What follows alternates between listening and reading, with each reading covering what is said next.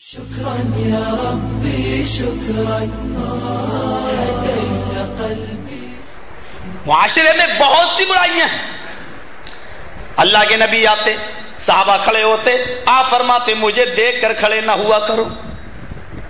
آپ کہتے مجھے دیکھ کر کھڑے نہ ہوا کرو، بلکہ نبی اکرم کا فرمان تو دیکھو. اس موقع پر آپ نے فرمایا لا تطرونی کما طرت النصارى، میرے صحابیوں، میرے ساتھیوں، مجھے حد سے آگے نہ بڑھاؤ، مجھے حد سے اونچا نہ کرو.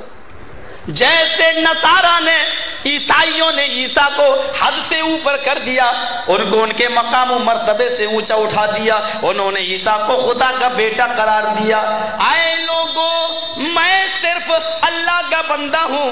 آپ نے فرمایا عبداللہ ورسولہ فقولوا عبداللہ ورسولہ، میں صرف اللہ کا بندہ اور اس کا رسول ہوں، تو تم مجھے پہلے اللہ کا بندہ مانو، پھر اللہ کا رسول مانو. اور اسی ترتیب سے آپ نے کلمہ بھی سکھلایا التحیات میں. تو یہ فرمایا کہ میری رسول کی حیثیت کو بعد میں پیش کرنا، پہلے میرے عبدیت، میرے بندے کی حیثیت کو پہلے ظاہر کرنا، کیونکہ میں محمد ابن عبداللہ پہلے ہوں اور محمد رسول اللہ تو 40 سال کے بعد بنایا گیا ہوں. رسول اللہ تو 40 سال کے بعد بنایا گیا ہوں. پھر آپ کلمہ پڑھتے ہیں، التحیات پڑھتے ہیں، تو اسی ترتیب سے جس میں غلو نہیں ہے فرمایا اشہد ان محمدًا عبدہ ورسولہ. اس بات کی گواہی دیتا ہے انسان کہ محمد اللہ کے بندے اور اس کے رسول ہیں. یہ حیثیت ہے آپ کی. اور آپ کی حیثیت بتاؤں، محمد ابن عبداللہ، دو چیزیں ہیں، اشہد ان محمدً عبدہ ورسولہ. یہ دو حیثیتیں خود ہی بتا دی. میں پہلے محمد ابن عبداللہ ہوں اور بعد میں محمد رسول اللہ ہوں. پھر آپ نے کیا فرمایا؟ اللہ کیا فرماتا ہے؟ ما آتاکم الرسول فخذوہ، میرا رسول تمہیں جو دے وہ لے لو. اللہ نے یہ نہیں کہا کہ میرا محمد جو دے وہ لے لو. اللہ نے یہ نہیں کہا، یعنی اس حیثیت کا ذکر نہیں کیا جو ابن عبداللہ کی حیثیت ہے، بلکہ اللہ نے اس حیثیت کا ذکر کیا جو اللہ نے دی ہے. ما آتاکم الرسول فخذوہ، جو رسول دے وہ لے لو. اور رسول من حیث الرسول، جو دے وہ ہر حال میں لینا ہے، اور من حیث البشر، جو دیں اس کو لینے اور نہ لینے میں اختیار ہے. دلیل مسلم شریف کی روایت ہے. حضرت رافع ابن خدیج اس حدیث کے راوی ہیں. ذرا اس حدیث کو آپ اپنے سامنے رکھیے اور نبی اکرم کی دونوں حیثیتوں کو دیکھیے. اللہ کے نبی صلی اللہ علیہ وسلم کی وہ حدیث، حضرت رافع ابن خدیج اس حدیث کے راوی ہیں، فرماتے لما قدم نبی اللہ صلی اللہ علیہ وسلم المدینہ وهم یعبرون النخل، جب اللہ کے نبی مدینہ میں تشریف لائے تو مدینہ کے لوگ کیا کرتے تھے؟ کھجور کی قلم کاری کیا کرتے تھے. قلم کاری سمجھتے ہیں؟ کھجور کی قلم کاری کیا کرتے تھے. کیا کرتے تھے؟ کہتے تھے یہ نر کھجور کا گابھا ہے، یہ مادہ کھجور کا گابھا ہے. یعنی وہ کھجوروں میں بھی نر اور مادہ بنا لیا کرتے تھے. کہتے تھے یہ نر کھجور کا گابھا ہے، یہ مادہ کھجور، اور دونوں کو چپکا کر، دونوں کو ملا کر زمین میں بوتے تھے، زمین میں گاڑتے تھے. اور ان کا عقیدہ یہ تھا کہ یہ نر اور مادہ، جیسے میاں اور بیوی کے ملاپ سے بچے پیدا ہوتے ہیں، ایسے ہی نر اور مادہ کھجور کے گابھے کو جب ہم زمین میں دفن کریں گے تو اس سے بہت زیادہ کھجوریں پیدا ہوں گی. یہ ان کا مدینہ میں یہ ان کا حال تھا. وَهُمْ يَعْبِرُونَ النَّخْلَ، تو مدینے والے یہ کام کیا کرتے تھے، نر کھجور کے گابے کو مادہ کھجور کے گابے سے ملا دیا کرتے تھے اور زمین پر بوتے تھے. اور یہ عقیدہ تھا ان کا کہ اس سے زیادہ کھجوریں پیدا ہوں گی. اللہ کے نبی نے جب یہ دیکھا تو پوچھا ماذا تصنعون، مسلم شریف کے الفاظ ہے ماذا تصنعون، یہ تم کیا کرتے ہو، یہ تم کیا کر رہے ہو. مسلم کے الفاظ ماذا تصنعون، یہ تم کیا کرتے ہو. تو ان صحابہ نے بیان کیا کننا نصنعہ، ہم تو ایسا ہی کرتے چلے آ رہے ہیں. کننا داخل ہے فعل مضارع پر، یعنی یہ ہمارا کوئی آج کا معمول نہیں کہ آپ آئے. کننا نصنعہ، ہم تو ایسا کرتے چلے آ رہے ہیں باپ دادا کے زمانے سے، ایسا ہم برابر کرتے چلے آ رہے ہیں باپ دادا کے زمانے سے. کانا فعل مضارع پر داخل ہو جائے تو وہ استمرار، کنٹینیو، ریگولر. اور اسی لیے ہم کہتے ہیں کہ سورہ رفع الیدین کرنے کی حدیث اسی لیے ہے کانا یرفع رسول اللہ صلی اللہ علیہ وسلم یدیہ حسب منکبیہ، کیونکہ کانا داخل ہے. یعنی آپ نے کوئی ایک نماز ایسی نہیں پڑھی بلکہ کانا رسول اللہ صلی اللہ علیہ وسلم یرفع یدیہ، آپ کی ہر نماز رفع الیدین کے ساتھ ہوا کرتی تھی اور یہ عمل آپ کا برابر ہوا کرتا تھا. حضرت عائشہ فرماتی ہیں حتی لقی اللہ، اور آپ کا یہ عمل اس وقت تک رہا جب تک کہ آپ اللہ کو پیارے نہیں ہو گئے، اللہ سے ملاقات. اب وہ حدیث، وہ دلیل گئی تمہاری کہ پہلے بت لے کے آتے تھے اس لیے رفع الیدین کرتے تھے، بعد میں منع کر دیا. حضرت عائشہ نے کہا حتی لقی اللہ، آپ کی رفع الیدین کی نماز اس وقت تک پڑھی گئی جب تک کہ آپ اللہ کو پیارے نہیں ہو گئے. بچ کے نہیں جاؤ گے حدیث قرآن سے. قرآن و حدیث پڑھنے اور پڑھانے کا حق صرف اہل حدیث کو حاصل ہے. صرف اہل حدیث کو پڑھنے کا بھی حق اور پڑھانے کا بھی حق صرف اہل حدیث کو حاصل ہے، کسی اور کو نہیں.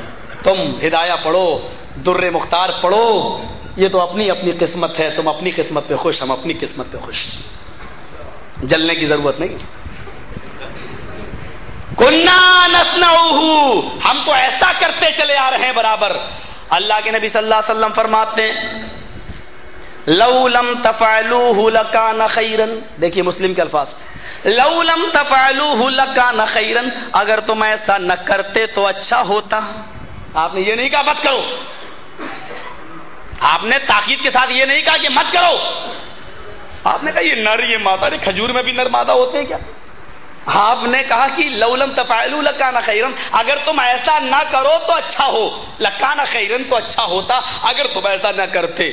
اب مسلم کے الفاظ دیکھو، فترکوہ، انہوں نے چھوڑ دیا. اللہ کے نبی نے جب فرمایا کہ تم ایسا نہ کرتے تو اچھا ہوتا، فترکوہ، تو انہوں نے چھوڑ دیا، نہیں کیا. اب انہوں نے نر مادہ نہیں بنائے، گاڑتے چلے گئے، بوتے چلے گئے. ایک طرف سے نر مادہ نہیں بنایا، ایک طرف سے زمین میں ڈال دیا. فنقصت، کھجوروں میں نقصان ہو گیا. اب غور کرو کیا ہوگا معاملہ. شروع سے باپ دادا کے زمانے سے وہ ایسا کرتے چلے آ رہے تھے، کھجوریں زیادہ پیدا ہو رہی تھی. اللہ کے نبی نے کہا اگر تم ایسا نہ کرتے تو بہتر ہوتا، اور انہوں نے چھوڑ دیا تو کھجوروں میں نقصان ہو گیا. آج کے اس دور کا اگر کوئی کٹھ ملا ہوتا، قبر پرست، مردہ پرست، تو کیا کرتا؟ اندازہ لگائیے گا. جو 4 سال 6 سال مسجد میں گیا، رب حبلی من الصالحین دعا کر رہا ہے، اور اللہ بیٹا بیٹی اس کو کچھ نہیں دے رہا ہے، اور ایک بار چلا جائے مزار پر. آپ کے ہاں کے باباؤں کے نام نہیں معلوم ہے. چھتری والا بابا سنا تھا علامہ احسان اللہ ظہیر سے، بس وہی ایک نام معلوم ہے مجھے. اب آپ اپنے باباؤں پر قیاس کر لو. ایک بار چلا جائے اور بیٹا ہو جائے تو اس کا عقیدہ جمے گا یا نہیں جمے گا؟ دیکھو 6 سال سے جا رہا ہوں مسجد میں نہیں دے رہا، بابا کے پاس 1 سال آیا ہوں تو مل گیا. ان کے عقیدے دیکھو. کنا نصنعہ، ہم تو ایسا کرتے چلے آ رہے. آپ نے کہا اگر ایسا نہ کرتے تو اچھا ہوتا، انہوں نے چھوڑ دیا نبی کے کہنے پر. فنقصت، اور اسی سال کھجوروں میں نقصان پیدا ہو گیا. فذکروہ لہ، انہوں نے شکایت کی اللہ کے رسول دیکھیے میں ایسا کرتا تھا تو ایسا ہوتا تھا، اور آپ نے کہا کہ کہنے پر میں نے چھوڑ دیا تو نقصان ہو گیا. اللہ کے نبی صلی اللہ علیہ وسلم نے کیا فرمایا؟ وہ سننے کے لائق ہے، وہ سننے کے لائق. آپ نے فرمایا انما انا بشر اذا امرتکم بشیء من امر دینکم فخذوہ بہ وَإِذَا مَرْتُكُمْ بِالشَّيْءٍ مِّنْ أَمْرِ دُنْيَاكُمْ فَإِنَّمَا أَنَا بَشَرٌ. یہ مسلم کے الفاظ ہیں. لوگوں میرے منع کرنے سے تم مان گئے، کھجوروں میں نقصان پیدا ہو گیا. یہ میں نے انسان ہونے کے ناطے سے، بشر ہونے کے ناطے سے تمہیں مشورہ دیا. اذا امرتکم بالشیء من امر دینکم، جب میں تمہیں تمہارے دین کی کوئی بات بتاؤں تو اس کو لے لیا کرو، کیونکہ وہ میں تمہیں رسول ہونے کی حیثیت سے بتاؤں گا، بشر ہونے کی حیثیت سے نہیں. وہ میں رسول اللہ ہونے کی حیثیت سے بتاؤں گا، میں تمہیں ابن عبداللہ کی حیثیت سے نہیں. اور جب میں تمہیں تمہارے دنیا کا کوئی معاملہ بتاؤں، تمہارے کاروبار سے تعلق رکھنے والا جب میں تمہیں کوئی معاملہ بتاؤں، فإنما أنا بشر، تو مجھے بھی ایک انسان سمجھو، مجھ سے بھی غلطی ہو جاتی ہے.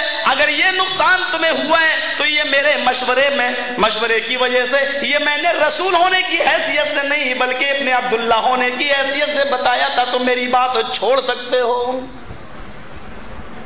یہ حدیث بتلا رہی ہے کہ آپ نے اپنی دونوں حیثیتوں کو لوگوں کے سامنے ظاہر کر دیا اور کہہ دیا کہ جب میں انسانیت کے مقام سے کوئی بات کہوں تو تم اس کو لے بھی سکتے ہو اور چھوڑ بھی سکتے ہو، جب میں تمہیں رسول ہونے کی حیثیت سے کوئی بات دوں تو اس کو چھوڑ نہیں سکتے.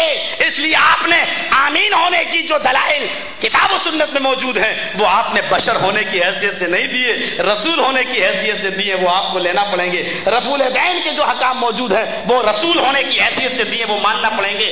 آج تک ترابی کا جہاں تک مسئلہ ہے میرے بھائی، وہ آپ نے بشر ہونے کی حیثیت سے نہیں بلکہ محمد رسول اللہ ہونے کی حیثیت سے دیے ہیں، اس لیے وہ ہمیں اور آپ کو ہر حال میں لینا پڑے گا. ایک دلیل اور دے دیتا ہوں. بخاری شریف کی. حضرت مغیث کو اپنی بیوی بریرہ سے بڑی محبت تھی، لیکن دونوں غلام تھے، مغیث بھی اور بریرہ بھی. شریعت کا یہ قانون آج بھی ہے، لیکن اب غلامی نہیں چلتی ہے. اگر شوہر اور بیوی دونوں کسی مالک کے غلام ہوں اور ان دونوں میں سے جو بھی پہلے آزاد ہو جائے، یعنی شوہر آزاد ہو جائے، تو وہ چاہے تو کسی دوسری لڑکی سے شادی، آزاد عورت سے شادی کر سکتا ہے، یا اگر پہلے بیوی آزاد ہو جائے تو بیوی اپنے غلام شوہر کو چھوڑ سکتی ہے اور دوسرے آزاد مرد سے شادی کر سکتی ہے. یہ شریعت کا مسئلہ ہے. مغیث اور بریرہ دونوں غلام تھے، مالک نے بریرہ کو پہلے آزاد کر دیا. اب بریرہ کو آزادی جب مل گئی، بخاری کی روایت ہے، زید عمر بکر کی کتاب کی نہیں ہے، ایسی کتابیں تو آپ کو سڑکوں پہ مل جائیں گی. بخاری شریف اصح الکتب بعد کتاب اللہ، 6 لاکھ حدیثوں میں سے چھانٹ کر جس کو امام بخاری نے درج کیا ہے، 16 سال کی محنت میں درج کیا ہے. غور کریں، بخاری کی روایت. بریرہ پہلے آزاد ہو گئی. اب بریرہ نہیں چاہتی تھی کہ میں مغیث کے ساتھ رہوں، ان کو آزادی ملی ہے. شریعت کا مسئلہ ہے، قانون اپنی جگہ پر ہے، شریعت کی اجازت ہے. بریرہ نے اپنے شوہر کو چھوڑنے کا اعلان کر دیا مغیث کو، لیکن مغیث نے جو دیوانے ہیں اپنی بیوی کے، وہ چھوڑنا نہیں چاہتے ہیں. لیکن بریرہ آزاد ہے، وہ اپنے لیے دوسرا کوئی آزاد شوہر تلاش کرنا چاہتی ہیں کہ مل جائے.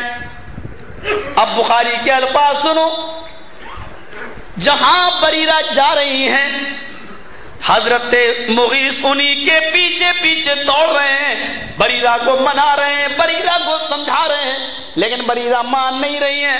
بخاری کے الفاظ پر غور کرو، یطوف خلفہا، یہ الفاظ جیسے خانہ کعبہ کا طواف کیا جاتا ہے، چکر لگائے جاتے ہیں، یطوف خلفہا، حضرت مغیث بھی بریرہ کا طواف کر رہے ہیں، چکر لگا رہے ہیں، جہاں بریرہ وہی مغیث، جہاں بریرہ وہی مغیث.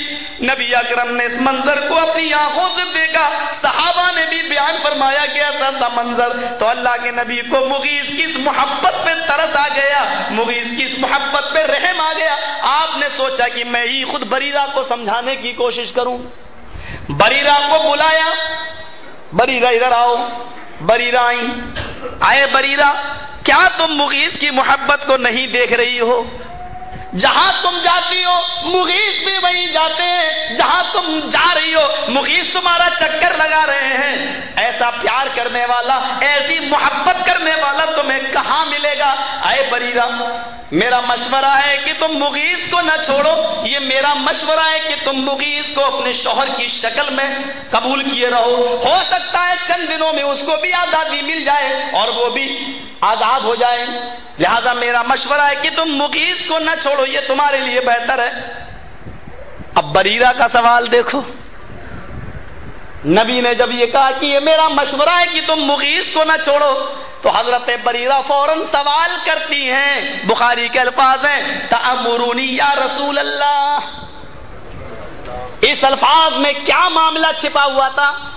تأمرونی یا رسول اللہ، اے اللہ کے نبی، کیا آپ مجھے حکم دے رہے ہیں؟ آپ کا حکم ہے یا مشورہ؟ اگر حکم ہے تو آمنا صدقنا، کیونکہ حکم آپ کا ہوگا تو من حیث الرسول ہوگا، اور اگر مشورہ ہے تو وہ مجھے بتائیے، کیونکہ مشورہ تو مشورہ ہوتا ہے، وہ من حیث الرسول نہیں بلکہ من حیث البشر ہوتا ہے.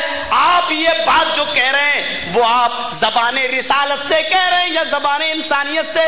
محمد ابن عبداللہ یہ بول رہا ہے یا محمد رسول اللہ؟ یہ کون سی آواز ہے؟ تأمرونی، یہ آپ کا حکم ہے یا آپ کا مشورہ؟ اللہ کے نبی کو بھی سچ بولنے میں ہچک نہیں آ رہی ہے، جھجک نہیں ہو رہی ہے. فوراً کہتے ہیں، آئے بریرہ، یہ میرا حکم نہیں ہے، انما انا اشفع، میں تو مغیث کی طرف سے سفارش کر رہا ہوں، میں تو صرف مشورہ دے رہا ہوں. شریعت کا قانون تو وہی ہے جو تم کر رہی ہو، آزاد تم چاہو تو شادی کر سکتی ہو، لیکن یہ میرا مشورہ ہے، یہ میرا مشورہ ہے کہ تم مغیث کو نہ چھوڑو، اور یہ میں تمہیں حکم نہیں دے رہا ہوں، یعنی میں رسول کی زبان سے نہیں بول رہا ہوں بلکہ انسان ہونے کے ناطے بول رہا ہوں، خیر خواہانہ مشورہ دے رہا ہوں. تو حضرت بریرہ کا جواب سنو، کہتی ہیں اے اللہ کے نبی اگر یہ رسول کا حکم نہیں ہے محمد ابن عبداللہ کا مشورہ ہے تو فلا حاجت لی فی، تو اس مشورے کی مجھے ضرورت نہیں ہے، آپ اپنا مشورہ اپنے پاس رکھیں، لا حاجت لی فی، کوئی ضرورت نہیں ہے مجھے یہ مشورہ دینے کی، آپ اپنے مشورے کو اپنے پاس رکھیں، یعنی میں یہ مشورہ نہیں مانوں گی، میں آزاد مرد کے ساتھ شادی کروں گی، میں بری مغیث کے ساتھ نہیں رہ سکتی، ہاں اگر حکم ہے تو میں ہر قیمت پر مانوں گی، کیونکہ آپ من حیث الرسول جب بولتے ہیں تو آپ نہیں بولتے بلکہ اللہ بولتا ہے، تو وہ حکم میں مانوں گی۔ آپ نے کہا نہیں یہ میرا مشورہ ہے، تو یہ حدیث بخاری کی ہمیں بتلا رہی ہے کہ ہمارے نبی کے دو مقام ہیں، من حیث الرسول من حیث البشر۔ آج ہم نے من حیث الرسول بھی رسول کی بات کو نہیں مانا، من حیث البشر تو چھوڑ دو میرے بھائیوں، من حیث الرسول بھی ہم نے کوئی بات نہیں مانی۔ من تعلق تمیمۃ فقد اشرک، کیا ہے؟ جس نے اپنے گلے اپنے ہاتھ میں یا اپنے گلے میں کوئی تمیمہ لٹکایا، تمیمہ کیا ہوتا ہے؟ پیتل کا کڑا، چھلا یا اسی قسم کی کوئی چیز، اب وہ دھاگے اور ڈورے کی شکل میں آنے لگے ہیں، لال دھاگا کالا دھاگا، ہمارے ہاں چلے جاؤ تو ہندوؤں میں لال دھاگا اور مسلمان مزار سے کالا دھاگا لاتا ہے۔ میرے بھائیوں اللہ کے نبی فرماتے جس نے ان چیزوں کو استعمال کیا، من تعلق تمیمۃ فقد اشرک، قد فعل ماضی پر داخل ہو تو گویا کہ وہ کام کمپلیٹ ہو چکا ہے۔ آپ نے فرمایا قد اشرک، اس نے شرک کیا، بلکہ قد لعبا وہ کھیل چکا، قد اکلا وہ کھا چکا، قد اشرک وہ شرک کر چکا۔ کیا یہ برائی ہمارے ماحول میں نہیں ہے؟ کیا دکھاوے کی نماز ہم اور آپ نہیں پڑھ رہے ہیں؟ ایک برائی معاشرے کے اندر ہو تو اس کو رو، شرک کا حال کیا ہے؟ ہم نے یہ سمجھ رکھا ہے کہ بس یہی چیزیں شرک ہیں۔ سن لو، اللہ کے علاوہ کسی دوسرے کے سامنے سر جھکانا اگر شرک ہے تو محمد رسول اللہ کی اطاعت کو چھوڑ کر کسی غیر کی اطاعت کرنا بھی شرک ہے۔ اللہ کو چھوڑ کر کسی غیر کے سامنے سر جھکانا یہ شرک باللہ ہے، اللہ کے ساتھ شرک کرنا ہے، اور اللہ کے نبی کی اطاعت کو چھوڑ کر اس مقام پر دوسرے کو بٹھا کر اس کی اطاعت کرنا یہ شرک بالرسالت ہے، یہ رسول کے ساتھ شرک کرنا ہے۔ مجھے بتاؤ کیا سارے جھگڑے، ایمانداری کے ساتھ بتاؤ کیا سارے جھگڑے، دل پر ہاتھ رکھ کر بتاؤ کہ سارے جھگڑے آج اماموں کی عدالتوں میں کیوں جاتے ہیں؟ کیا اللہ تعالیٰ نے کہا تھا کہ میرے نبی کے بعد 4 امام بھی آئیں گے؟ کیا اللہ کے نبی نے بھی فرمایا تھا کہ میرے انتقال کے بعد 4 امام بھی آئیں گے؟ اللہ کے نبی نے تو یہ فرمایا تھا من یعش منکم بعدی فسیری اختلافا کثیرا، جو میرے بعد زندہ رہے گا وہ بہت بڑا اختلاف دیکھے گا، بہت سے فرقے دیکھے گا، بہت سی جماعتیں دیکھے گا، بہت سے فرقے دیکھے گا، بہت بڑا اختلاف دیکھے گا۔ علیکم بسنتی وسنت الخلفاء الراشدین المہدیین، جب یہ اختلافات تمہارے درمیان ہو جائیں تو تم میری سنت کو اور خلفاء راشدین کی سنت کو مضبوطی سے پکڑ لو۔ آپ نے تو یہ فرمایا تھا کہ ترکت فیکم امرین لن تضلوا ما تمسکتم بہما، میں 2 چیزیں چھوڑ کر جا رہا ہوں، جب تک تم ان دونوں کو پکڑے رہو گے کبھی گمراہ نہیں ہوگے۔ میں نے بہرا پیر کے اندر بھی یہ بیان کیا تھا کہ اللہ کے نبی فرماتے ہیں کہ 2 چیزیں میں چھوڑ کے جا رہا ہوں، جب تک پکڑے رہو گے گمراہ نہیں ہوگے۔ آج ہم گمراہ ہیں، اس کا مطلب یہ ہے کہ ہم ان دونوں چیزوں کو مضبوطی سے پکڑے ہوئے نہیں ہیں۔ شرک برسالت بھی ہمارے یہاں ہے، اخلاقی برائیاں، بدعتیں، وہ تو پوچھو ہی نہیں۔ ہمارے بھائیوں سے پوچھو، ابھی چند دن پہلے جو منظر تم نے کیا، ہمارے یہاں تو شیعہ لوگ نہیں کرتے ہیں، وہ ہمارے یہاں آپ حضرات کرتے ہیں۔ یہ جن کو لوگ احمد رضا خان صاحب سے جوڑتے ہیں، جبکہ احمد رضا خان فتاوی رضویہ میں فتویٰ دیتے ہیں، تعزیہ بنانا، اس کو نکالنا، اس کو سڑکوں پر لے جانا، گھمانا، یہ ساری کی ساری چیزیں حرام ہیں۔ قیامت کے دن تم جناب محمد رسول اللہ کو کیا منہ دکھا سکو گے؟ تم اپنے بزرگوں کو، اپنے اماموں کو، اپنے مولویوں کو بھی منہ دکھانے کے لائق نہیں ہو۔ میں سوال کرتا ہوں کہ ایک بات بتاؤ، تم نے یہ تعزیہ نکالا، کیوں نکالتے ہو؟ کہنے لگے حسین کا ماتم کرتے ہیں۔ ہم نے کہا ویسے تو تم سب کو زندہ مانتے ہو، لیکن حسین کو مرا ہوا کیوں مانتے ہو؟ کہ نہیں وہ مرے نہیں ہیں۔ میں نے کہا جب مرے نہیں ہیں تو پھر ماتم کس کا کرتے ہو؟ کہنے لگے چپ رہو، ہم نے اپنے باپ دادا کو یہی کرتے ہوئے دیکھا، یہ دلیل ہے۔ ارے مجھے تو بتاؤ، قرآن کہہ رہا ہے لا تقولوا لمن يقتل في سبيل الله اموات، جو اللہ کی راہ میں قتل کر دیے جائیں تم ان کو مردہ نہ کہو، بل احیاء، بلکہ وہ زندہ ہے۔ ایک جگہ اللہ نے فرمایا عند ربہم، وہ اپنے رب کے یہاں زندہ ہے، یرزقون، روزی دیے جا رہے ہیں، اور ایک جگہ فرمایا کہ وہ زندہ ہے ولکن لا تشعرون، لیکن تمہیں اس کا علم نہیں ہے، تم اس کے بارے میں جانتے نہیں ہو کہ وہ کہاں زندہ ہے۔ چلو یہ تو کلیئر ہو گیا، جو اللہ کی راہ میں قتل کر دیا جائے مردہ ہے یا نہیں، یہ تو ایک اختلافی مسئلہ ہے، لیکن مردہ کہنے سے ہمیں روکا گیا ہے۔ اللہ نے یہ نہیں کہا کہ وہ مردہ نہیں ہے، اللہ نے یہ کہا کہ تم ان کو مردہ نہ کہو، لا تقولوا لمن يقتل في سبيل الله، تم ان کو مردہ نہ کہو۔ جب ان کو مردہ کہنے کا حکم نہیں ہے اور تمہاری نظر میں شہید تو مرتا ہی نہیں ہے، وہ زندہ ہے، تو مجھے بتاؤ کہ جب زندہ ہے تو پھر ماتم کیسا؟ تم ماتم کر کے مردہ مان لو تو پکے مسلمان، اور ہم ان کو مردہ کہہ دیں تو ہم اسلام سے خارج ہو جاتے ہیں، ہم اسلام سے خارج ہو جاتے ہیں، ہم اسلام سے بے دخل ہو جاتے ہیں، ہم ملت اسلامیہ سے نکل جاتے ہیں، کیونکہ ہم نے ان کو مردہ مان لیا ہے۔ تم ان کو مردہ مان کر ماتم کرو تو سب جائز ہے، اگر زندہ ہے تو ماتم کیسا؟ زندہ ہے تو ماتم کیسا؟ اگر زندگی میں کسی کا ماتم کرنا جائز ہے تو تیرا باپ زندہ ہے، رو کر تو دکھا، تیری ماں زندہ ہے، ماتم کر کے تو دکھا، تیرا دادا زندہ ہے، ماتم کر کے تو دکھا۔ اپنے باپ کی زندگی میں ماتم کرے گا تو توہین ہوگی کہ باپ تو زندہ، لوگ کہیں گے ماتم کیوں کر رہا ہے؟ ارے زندہ کا بھی کہیں ماتم ہوتا ہے، تجھے کوئی اور نہیں ملا تھا ماتم کرنے کے لیے؟ فاطمہ کا باپ اور اس کے نواسے ہی ملے تھے کہ وہ، اور قانون تو دیکھو، قانون تو دیکھو، یہاں حضرت حسین 10 تاریخ کو شہید ہوئے تو ان کا ماتم ہوگا، اور وہاں 12 ربیع الاول کو جناب محمد رسول اللہ کا انتقال ہوا تو وہاں جناب محمد رسول اللہ کی خوشی منائی جائے گی۔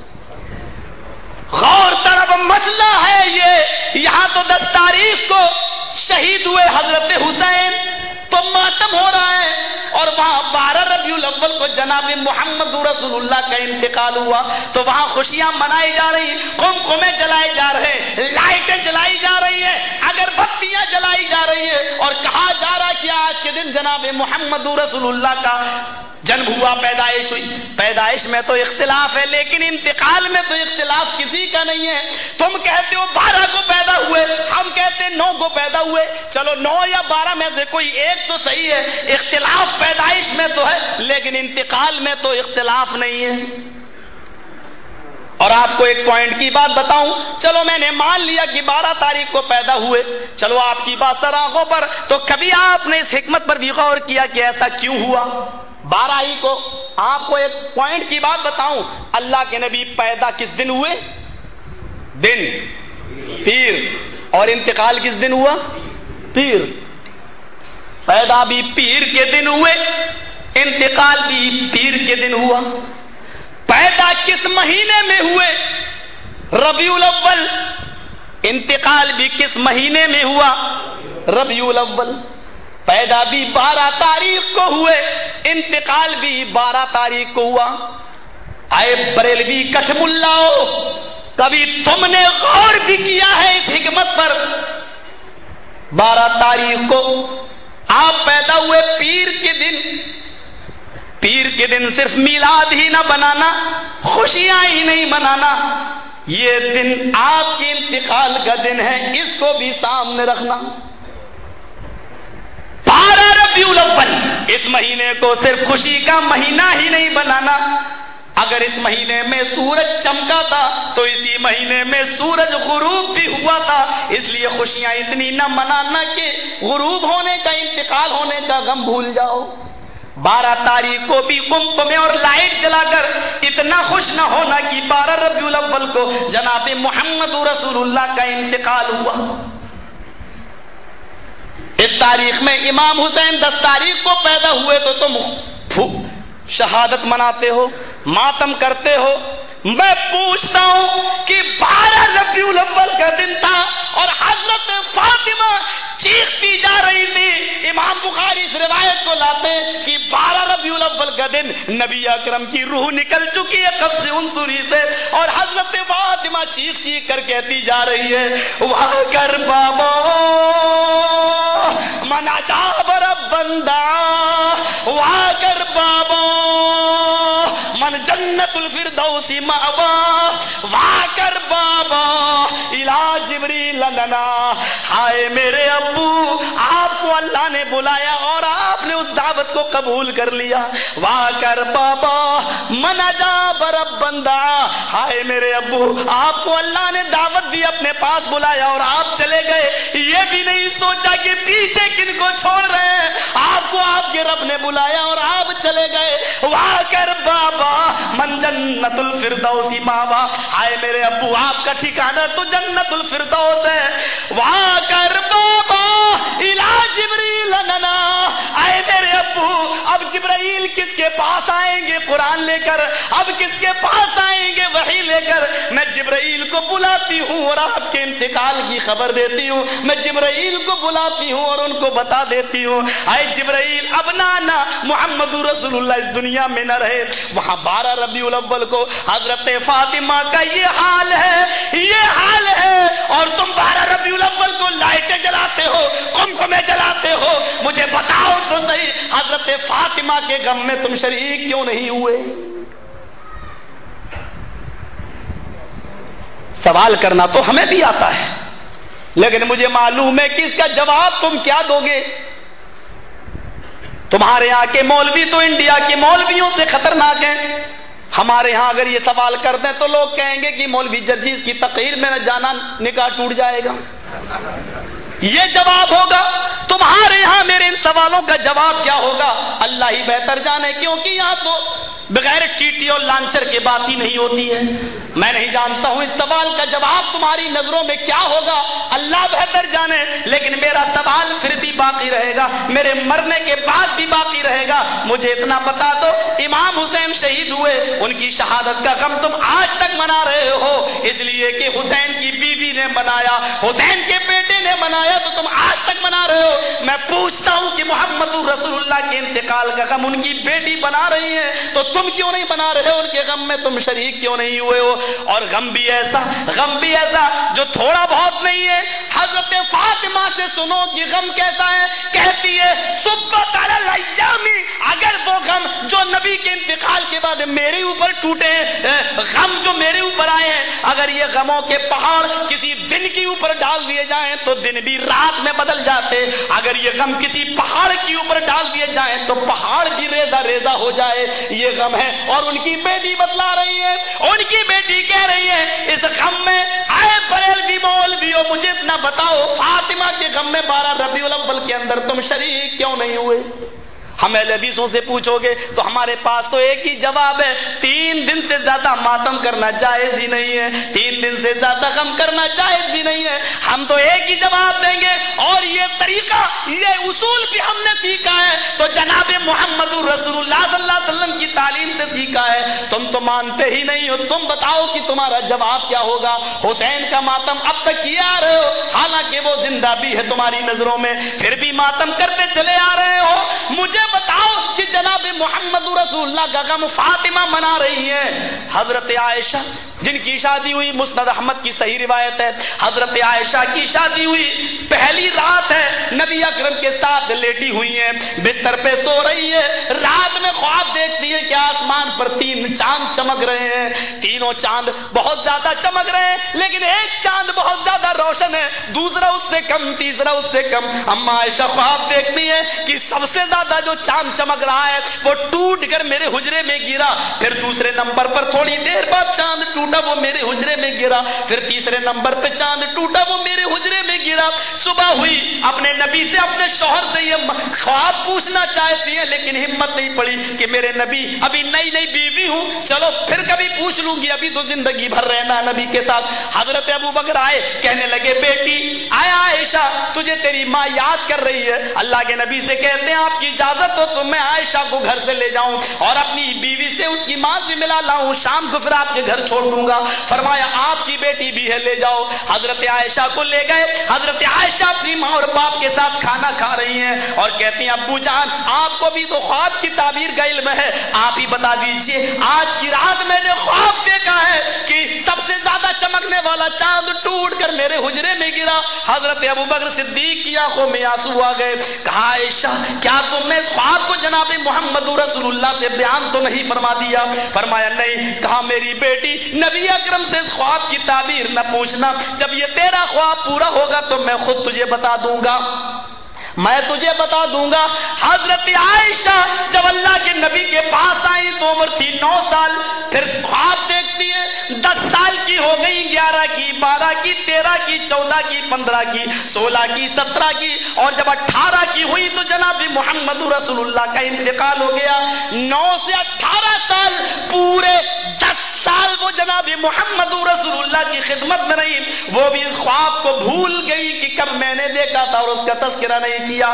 آج جناب محمد رسول اللہ کو دفن کیا جا رہا ہے, مٹی دی جا رہی ہے اور صحابہ کرام اس مٹی کو دینے کے بعد واپس آ جاتے ہیں. حضرت عائشہ صبح ہو کر بیٹھی ہوئی ہے, اپنے شوہر کی قبر کو دیکھ رہی ہیں, اپنے پیارے سرتاج کی قبر کو دیکھ رہی ہیں. حضرت ابو بکر صدیق اپنی بیٹی کے پاس آتے ہیں, بیٹی نے آنسو پوچھے, گویا کہ وہ اپنے باپ کو یہ بتانا چاہتی ہیں کہ میں رو نہیں رہی ہوں, میں غم نہیں کر رہی ہوں.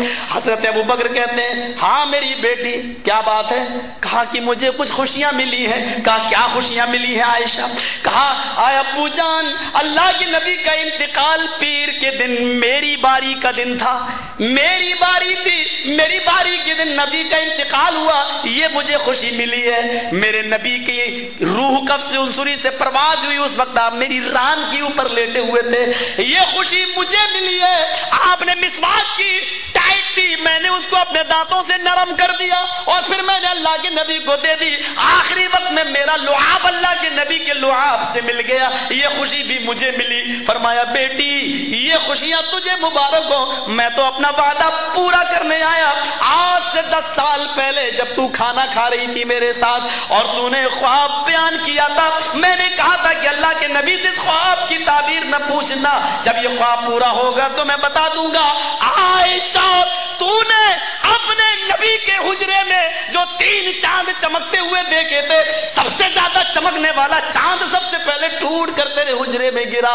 عائشہ یہ وہی چاند تھا جناب محمد رسول اللہ صلی اللہ علیہ وسلم جو ٹوٹ کر تیرے حجرے میں گرا. اب تو اپنی نظروں سے 2 چاند اور دیکھے گی جو تیری زندگی میں ٹوٹیں گے اور اسی حجرے کے اندر دفن ہوں گے.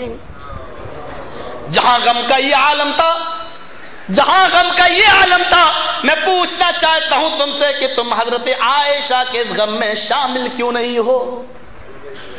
میرے بھائیوں سوال اتنے ہوں گے کہ تم شرم سے سر جھکا لو گے. حقیقت یہ ہے کہ امام حسین کا ماتم کر کے لوگوں کی نظروں میں تم بچنا چاہتے ہو, یہ بتانا چاہتے ہو کہ مجھے جب نبی کے نوازے سے اتنی محبت ہے تو نبی سے کتنی ہوگی. حالانکہ پس پردہ تم نبی کے انتقال پر خوشیاں مناتے ہو, اور جو شخص نبی کے انتقال کے دن خوشیاں مناتا ہو اس سے زیادہ گستاخ رسول کون ہوگا؟ اس سے زیادہ محبت رسول پر کلنک لگانے والا اور داغ لگانے والا کون ہوگا؟ میرے بھائیوں میں پوچھنا چاہتا ہوں, چلو عید کا دن ہے, خوشی کا دن ہے, لیکن آج کے دن اگر باپ کا انتقال ہو جائے تو آپ بتائیے نئے کپڑے پہنو گے؟ آپ بتائیے کہ آپ خوشیاں مناؤ گے؟ آپ بتائیے کہ آپ عید کے دن, مان لو کہ 12 تاریخ کو اللہ کے نبی پیدا ہوئے, خوشیاں منا رہے ہو, لیکن اسی دن نبی کا انتقال ہوا تو گویا کہ عید کے دن باپ مر گیا ہو, اور جب آپ اپنے باپ کی مرنے کی خوشی عید کے دن بھی نہیں منا سکتے ہو تو اس تاریخ میں ساری کائنات کے امت کا روحانی باپ جس کو استاد کہا گیا ہے, معلم انسانیت کا انتقال ہوتا ہے, تو اس دن تم خوشیاں کیوں منا رہے ہو؟ اس دن کو تم نے غم کا دن کیوں نہیں منایا؟ ایک بدعتی خرابی ہمارے معاشرے کے اندر یہ آئی ہے, سنا ہے, اللہ کرے کہ یہ بات جھوٹی نکلے, ہم اہل حدیثوں میں بھی ایک برائی پائی جاتی ہے, جب کسی کا انتقال ہو جاتا ہے تو دوسرے دن ایک کھانا چلتا ہے ہمارے یہاں, مسافری کھانا. یہ لفظ میں نے پہلی بار سنا ہے یہاں, مسافری کھانا. میں نے حدیث کی کسی کتاب میں نہیں پڑھا. اور یہ بری رسم تو ہمارے انڈیا کے یہ کٹھ ملا بھی نہیں کرتے ہیں, یہ بھی نہیں کرتے ہیں, جو آج بری رسم ہم اہل حدیثوں کے اندر رائج ہو گئے. یہ کیا معاملہ ہے؟ انتقال ہو گیا, آپ گئے, چلو گھر والے بےچارے اس دن نہیں پکا سکتے, کوئی رشتہ دار کے یہاں سے کھانا پک جائے اور جو دور سے آئے ہیں ان کو کھلا دیا جائے. گھر والے بےچارے اس دن غم میں ہوتے ہیں, اس دن ان کو بھی کھلایا جائے. یہ تو ایک چیز سمجھ میں آ رہی ہے, لیکن دوسرے دن کئی جگہ کے لوگ آئیں, پھر باقاعدہ اس کو ایک وتھ پلاننگ یعنی کھانا بنایا جائے اور اس کا نام رکھا جائے کہ مسافری کھانا. اسی طریقے سے حج کا کھانا, حاجی صاحب حج کر کے آئے, کمپلسری کر دیا کہ اب کھانا کھلاؤ. کہیں ثابت تو نہیں ہے. ٹھیک ہے, آپ اپنی خوشی سے اگر لوگوں کو کھلانا چاہتے ہیں, خوشی میں شامل کرنا چاہتے ہیں, وہ ایک الگ مسئلہ. لیکن اب تو یہ ہو گیا کمپلسری. ہمارے ہاں تو یہ دستور ہے, کوئی حاجی حج کر کے آئے تو پہلے کہتے ہیں 2 رکعت نماز پڑھاؤ. وہ بیچارہ حاجی چاہے کچھ نہ جانتا ہو 2 رکعت نماز پڑھائے گا, اور اس کے پیچھے ہم جیسے ملا مولویوں کو بھی نماز پڑھنا پڑتی ہے کیونکہ یہ دستور ہے. اس کو بہت کہا کہ ختم کیا, لیکن ابھی پوری طریقے سے ختم نہیں ہو پا رہا ہے. وہ ابھی پڑھائے گا ہی نماز. وہ حاجی بیچارہ نماز پڑھائے گا اور اس کے بعد کھانا بھی کھلائے گا. ختنے کا بھی کھانے کا یہی معاملہ ہے. ختنہ ہو تو بلایا جاتا ہے, کرائے کے ٹٹو بھی ہیں, سب چلے آتے ہیں. سن لیجئے, شادی سے زیادہ بابرکت چیز اور کون سی ہو سکتی ہے؟ لیکن شادی کے موقع پر بھی جناب محمد رسول اللہ نے لڑکی والوں کو کھلانے کا حکم نہیں دیا ہے, اور نہ ہی کسی کو یہ کہا ہے کہ وہ لڑکی والے کے یہاں کچھ کھائے. مستد احمد کے ان الفاظوں پر غور کرو جس کو البانی نے صحیح قرار دیا ہے. فرمایا جو لڑکی والے کے یہاں باراتی بن کر گیا, دخل سارقا وخرج سارقا, وہ چور بن کر گیا اور ڈاکو بن کر نکلا. اور مسند احمد کے دوسرے الفاظ یہ ہے کہ جو بغیر دعوت کے کسی کے یہاں کھانا کھانے گیا, اس کی مثال ایسے ہے جیسے اس نے تھوکا اور اس نے چاٹا. آپ لڑکی والے کے یہاں بغیر دعوت کے جاتے ہیں, معاف کیجیے گا, کہہ لینے دو, مجھے بہت دنوں سے یہ بھڑاس تھی میرے دل میں. کہنے صاحب لڑکی والے کے یہاں بغیر دعوت کے تو نہیں جاتے ہیں, لڑکے والے کے یہاں سے دعوت آتی ہے بارات کی, تو لڑکے والے کے یہاں سے آتی ہے اس کے یہاں کھاؤ. لڑکی والے کے یہاں کیوں جاتے ہو آپ کھانے کے لیے؟ نہیں صاحب, لڑکی کے باپ نے لڑکے کے باپ کو اجازت دے دی تھی کہ آپ 200 آدمی باراتی لا سکتے ہو. جھوٹ بولتے ہیں آپ نے لڑکی کے باپ کی مجبوری کو اس کی اجازت سمجھ لیا ہے. اس نے یہ اجازت اس لیے دی ہے کیونکہ وہ جانتا ہے کہ اگر میں نے تمہاری یہ شرط پوری نہیں کی تو میری لڑکی کے ہاتھ پیلے نہیں ہوں گے. تم نے لڑکی کے باپ کی مجبوری کو اس کی اجازت سمجھ لیا ہے. آؤ انڈیا کے اندر, میں کسی کی تعریف اس کے منہ پہ کرنا بہتر نہیں سمجھتا ہوں. یہ ہمارے آفاق بھائی بیٹھے ہیں, کتنی غریب لڑکیوں کی شادی انہوں نے انڈیا میں کرائی ہے. اللہ کے رسول کی اگر حدیث نہ ہوتی تو میں بہت کچھ کہتا ان کے بارے میں, لیکن حدیث روک رہی ہے مجھے کہ کسی کی تعریف اس کے منہ پر مت کرو. جا کر دیکھو, آج بھی بینکوں سے سود میں روپیہ لیتے ہیں بیچارے لڑکی کی شادی کے لیے. 20 سالیں ہو گئی شادی کیے ہوئے, ابھی پتا چلا کہ جو کچھ وہ بینک میں دیے ہیں وہ سود تھا, ابھی اصلی رقم باقی ہے. اب یہ لڑکی کا باپ خودکشی نہیں کرے گا تو کیا کرے گا؟ اللہ کے نبی تو فرماتے ہیں شادی کو اتنا آسان کر دو, اتنا آسان کر دو کہ زناکاری مشکل ہو جائے. اس حکمت پر غور کرو. اس حدیث کو, یہ حدیث بھی موطا امام مالک کی ہے. اللہ کے نبی فرماتے ہیں لوگوں شادی کو اتنا آسان کر دو, اتنا آسان کر دو کہ زناکاری مشکل ہو جائے. آج 100, 150, 200 روپے میں لڑکیوں کا جسم عام مل جاتا ہے. پتہ یہ چلا کہ اتنی آسان کر دو کہ زناکاری مشکل ہو جائے, یعنی شادی کے اندر 100, 150, 200 روپے کا بھی خرچہ نہ ہو.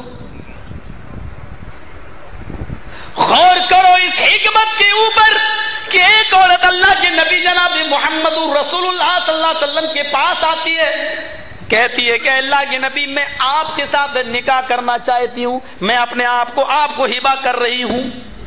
بخاری کی روایت ہے، الفاظ پر غور کرو، اے اللہ کے نبی میں اپنے آپ کو ہبہ کر رہی ہوں، میں آپ کے ساتھ شادی کرنا چاہتی ہوں۔ فسکت رسول اللہ، بخاری کے الفاظ ہیں آپ خاموش ہو گئے۔ اس نے دوبارہ کہا، آپ پھر خاموش ہو گئے۔ اس نے تیسری بار بھی عرض کیا، آپ پھر خاموش ہو گئے۔ اب ایک صحابی اور بھی بیٹھے تھے، ان میں سے ایک صحابی اٹھے، کہنے لگے اللہ کے رسول اگر آپ کو ضرورت نہیں ہے تو میرے ساتھ کر دیجئے نا۔ اصولاً دیکھیے یعنی کتنا اجازت دے رکھی تھی اللہ کے نبی صلی اللہ علیہ وسلم نے کہ شادی کے لیے تاکہ کوئی لڑکی اپنے گھر میں بیٹھی نہ رہے۔ اس نے کہا اللہ کے رسول اگر آپ کو ضرورت نہیں ہے تو میرے ساتھ کر دیجئے۔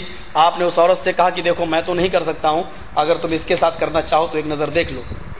اس نے کہا اللہ کے رسول میں آئی تو ہوں آپ کے لیے، اگر آپ نہیں کر رہے ہیں تو پھر اس کے ساتھ کر دیجئے، مجھے تو اپنا گھر بسانا ہے اور اس کو ضرورت بھی ہے، یہ چاہتا بھی ہے، تو پھر اس کے ساتھ کر دیجئے۔ آپ نے کہا حل عندک شیء، ہے تیرے پاس کوئی چیز، کیا دے گا؟ غور کرو، آپ نے مرد سے سوال کیا، اس مرد سے کہ اپنی بیوی کو مہر میں کیا دے گا۔ یہاں شادی جب طے ہوتی ہے تو لڑکی والے سے کہا جاتا ہے کہ جہیز میں کیا ملے گا۔ دونوں کمپریزن کیجئے، آپ ملائیے، ٹیلی کیجئے۔ آپ نکاح نہیں پڑھا رہے ہیں اللہ کے نبی، پوچھ رہے ہیں کہ کیا دے گا، ہے کچھ؟ اور اس نے کہا کہ ما عندی شیء، میرے پاس کچھ نہیں ہے۔ یہ تصور پیدا کرو، کہہ رہا ہے کہ ما عندی شیء، میرے پاس کچھ نہیں ہے، یعنی اس حال میں بھی نکاح کرنے کی تمنا اس کے دل میں ہے کہ کچھ بھی نہیں ہے اور نکاح کرنا چاہ رہا ہے۔ نکاح کتنا آسان کیا اللہ کے نبی نے۔ آپ نے کہا نہیں نہیں کچھ تو دینا پڑے گا بیوی کو۔ آپ نے کہا التمس، جاؤ تلاش کرو۔ گیا، لوٹ کے آیا، بولا کچھ نہیں ملا۔ آپ نے کہا دوبارہ جاؤ، التمس خاتما من الحدید، لوہے کی انگوٹھی مل جائے تو وہی لے آؤ۔ وہ گیا اور لوٹ کر واپس آیا، کہتا ہے کہ اللہ کے نبی ما وجدت خاتما من الحدید، لوہے کی انگوٹھی بھی نہیں ملی، یہاں تو سونے کی انگوٹھیاں پہنائی جاتی ہیں، اور وہ بھی لڑکا نہیں لڑکی پہناتی ہے اپنے ہونے والے جیجا کو، یا ساس پہناتی ہے اپنے ہونے والے داماد کو۔ یہ تو شادی سے پہلے کی رسم ہے، اس کو بولتے ہیں چھکائی یا پکا کرنا۔ یہ اسلام میں اکا پکا نہیں ہے، یہ ہمارے معاشرے میں اکا پکا ہے۔ غور کریں، وہ کہتا کچھ نہیں ہے، میں لوہے کی انگوٹھی بھی مجھے نہیں مل سکی۔ آپ نے کہا کچھ نہیں ہے تیرے پاس؟ کہنے لگا ہاں یاد آیا ایک چیز ہے، بخاری کے الفاظ ہیں۔ کہا کیا ہے؟ کہنے لگا عندی ازار، ایک لنگی ہے۔ پورے گھر کا اثاثہ کیا ہے؟ یا تو جب تک 20 جوڑے نہ ہوں لڑکی کو دینے کے لیے شادی نہیں ہوگی، اور وہ بھی شادی کے دن پہنے گی وہ الگ، دوسرے دن پہنے گی وہ الگ، تیسرے دن پہنے گی وہ الگ۔ لگنی چاہیے کہ ہاں شادی لڑکی کی نہیں مہارانی کی ہوئی ہے، لگنی چاہیے۔ اس سادگی کے چرچے آج تک ہو رہے ہیں۔ دیکھیے ذرا، ہم اپنی بیٹیوں کو دھوم دھام سے شادی کر دیتے ہیں، اس کے چرچے کتنے دن تک رہتے ہیں ذرا بتاؤ؟ اس سادگی کے چرچے 1400 سال کے بعد آج بھی ہو رہے ہیں۔ کہا اللہ کے رسول ایک لنگی ہے، کیا کرتے ہو؟ سوتا ہوں تو باندھ لیتا ہوں، پہن لیتا ہوں۔ آپ نے فرمایا اپنی بیوی کو مہر دے دو گے؟ بولا آدھی دے دوں گا، پوری نہیں دے سکتا۔ آپ نے کہا آدھی پھاڑ کے دے گا تو آدھی تیرے کام کی نہیں رہے گی، اور آدھی اس کو دے گا تو اس کے کچھ کام کی نہیں ہے، دے تو پوری دے۔ بولا پوری نہیں دوں گا، نکاح پڑھائیں یا نہ پڑھائیں، نہیں ہوگا۔ جانے لگا۔ آپ نے کہا ادھر آؤ، کہاں جا رہے ہو؟ کہا اللہ کے رسول کچھ نہیں ہے۔ آپ نے فرمایا اگر محمد الرسول اللہ صلی اللہ علیہ وسلم کی شریعت میں تیرے لیے راستہ نہ نکلا تو کون سی شریعت تیرے لیے راستہ نکالے گی؟ اگر اسلام کے اندر تیرا راستہ نہ نکلا تو کون سا مذہب ہے جو تیرے لیے راستہ نکالے گا؟ آپ نے اس سے پوچھا اچھا بتا تجھے قرآن کتنا یاد ہے؟ اس نے کہا اللہ کے نبی پھر سے پوچھئے کیا پوچھ رہے ہیں؟ کہا تمہیں قرآن کتنا یاد ہے؟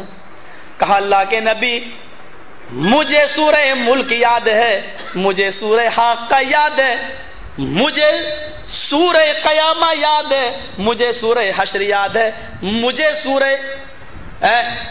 سورہ منافقون یاد ہے، مجھے سورہ طلاق یاد ہے۔ اس نے 8-10 سورتوں کے نام گنا ڈالے۔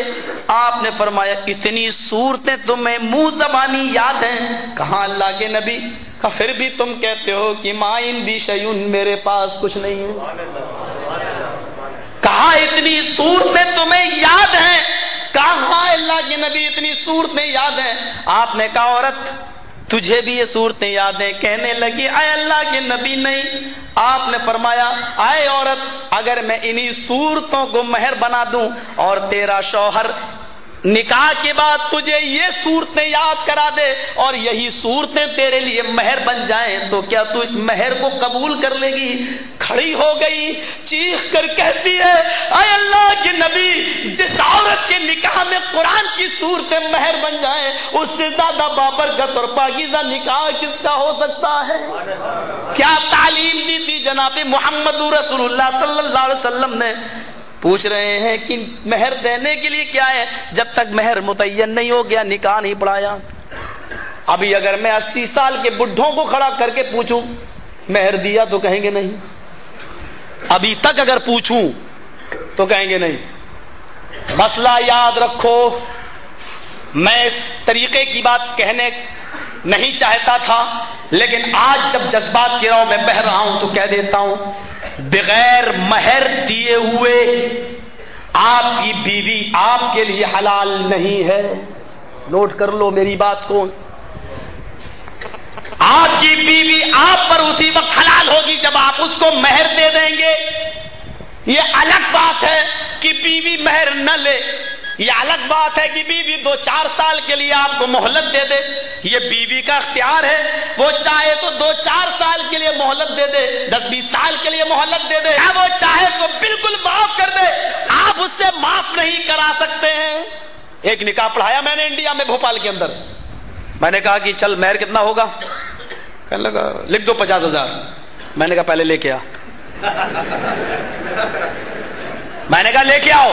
بولا تمہیں کیا مطلب میں اپنی بیوی کو دے دوں گا؟ میں نے کہا نا میں نہیں پڑھاؤں گا ایسے نکاح، مہر لاؤ پہلے 50,000۔ بولا میں دے دوں گا۔ میں نے کہا بارات لے کے آئے ہو نا، دکھانا چاہتے ہو نا کہ دیکھو میری حیثیت ہے 50 لاکھ، نیت یہ ہے کہ مجھے دینا ہی نہیں ہے، 50 لاکھ لکھوا لو، 50,000 لکھوا لو، 1 لاکھ لکھوا لو، تمہیں دینا ہی نہیں، اگر دینا تو لے کے آؤ۔ میں بھی بگڑ گیا۔ لڑکی والے بولے صاحب معاملہ بگڑ جائے گا۔ میں نے کہا جاؤ کسی اور قاضی کو بلا لو، میں نہیں پڑھاؤں گا نکاح۔ اس نے 50,000 کہا لکھو پہلے، لو نقد۔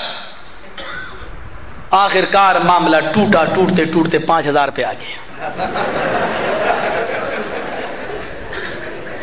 5,000 روپے پہ۔ بہت سے لوگ ہوتے ہیں اپنی باراتیوں میں اپنی شان و شوکت دکھانے کے لیے، دیکھو 50,000 چرچے ہوں گی کتنا دیا، پوچھو دیا نہیں۔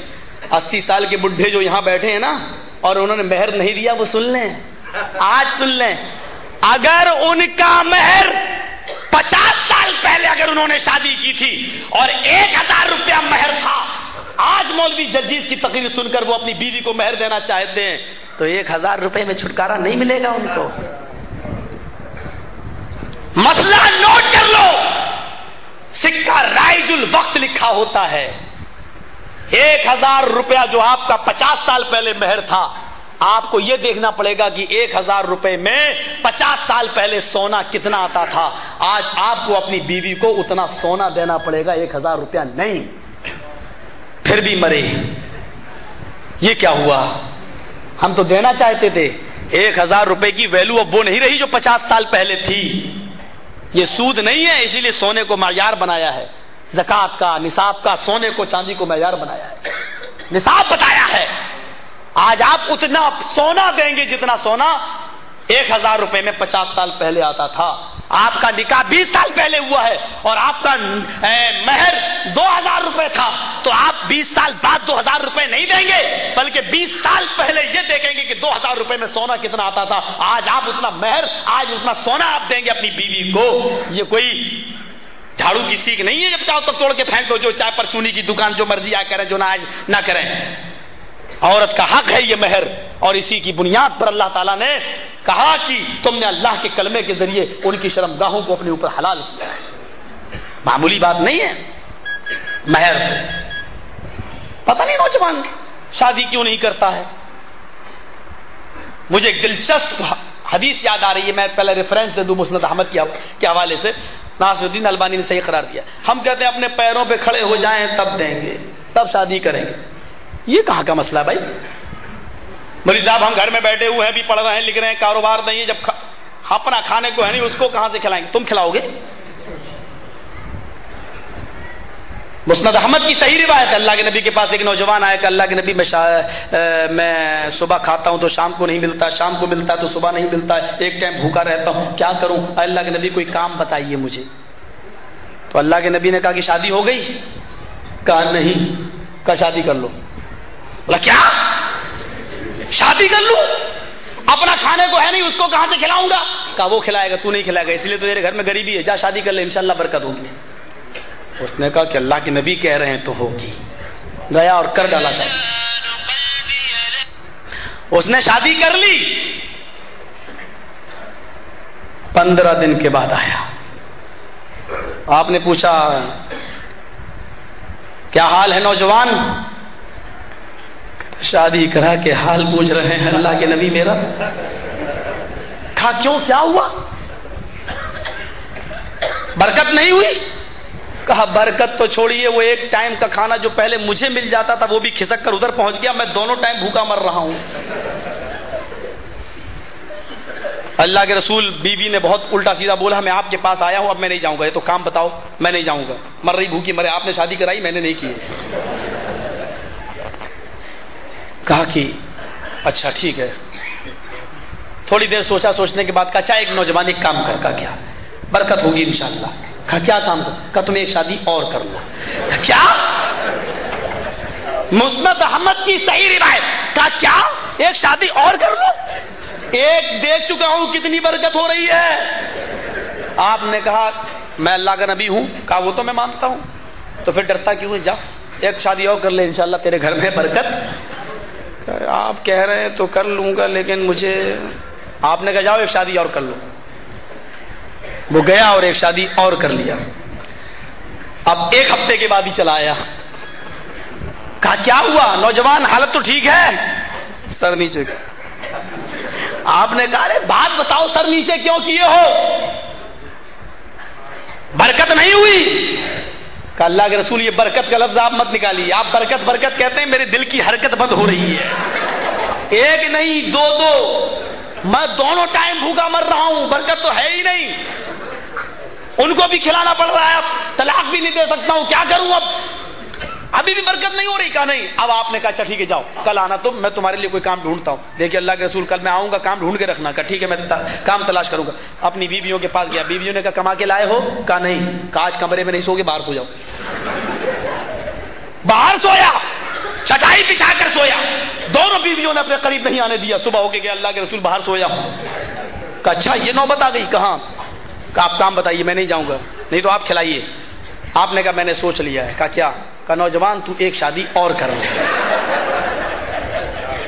اب میں چوتھی شادی کے لیے نہیں کہوں گا تجھ سے، تیسری کر، اس کے بعد اگر تیرے گھر میں برکت نہیں ہوئی تو میں بیت المال سے کہیں سے بھی تیرا انتظام کروں گا جا، میں چوتھی کے لیے نہیں اللہ کے نبی اب نہیں کروں گا۔ کیا اوپر اٹھانے کا پلان ایک دم؟ کہا نہیں، جا تو شادی کر، جا برکت ہوگی انشاءاللہ۔ کہا کیا بہت، جب اللہ کے نبی نے کہا دیکھیے چوتھی نہیں کروں گا میں، کہا نہیں کرنا، جا۔ گیا اور اس نے تیسری کر لی۔ اب ایک مہینے کے بعد آیا۔ آپ نے کہا پہلی شادی کی تو 15 دن کے بعد آئے، دوسری تو ایک ہفتے کے بعد، اور تیسری تو ایک مہینے کے بعد، کیوں؟ کیا بات، کیسا حال ہے؟ کہا اللہ کے رسول بڑے مزے سے گزر رہی ہے۔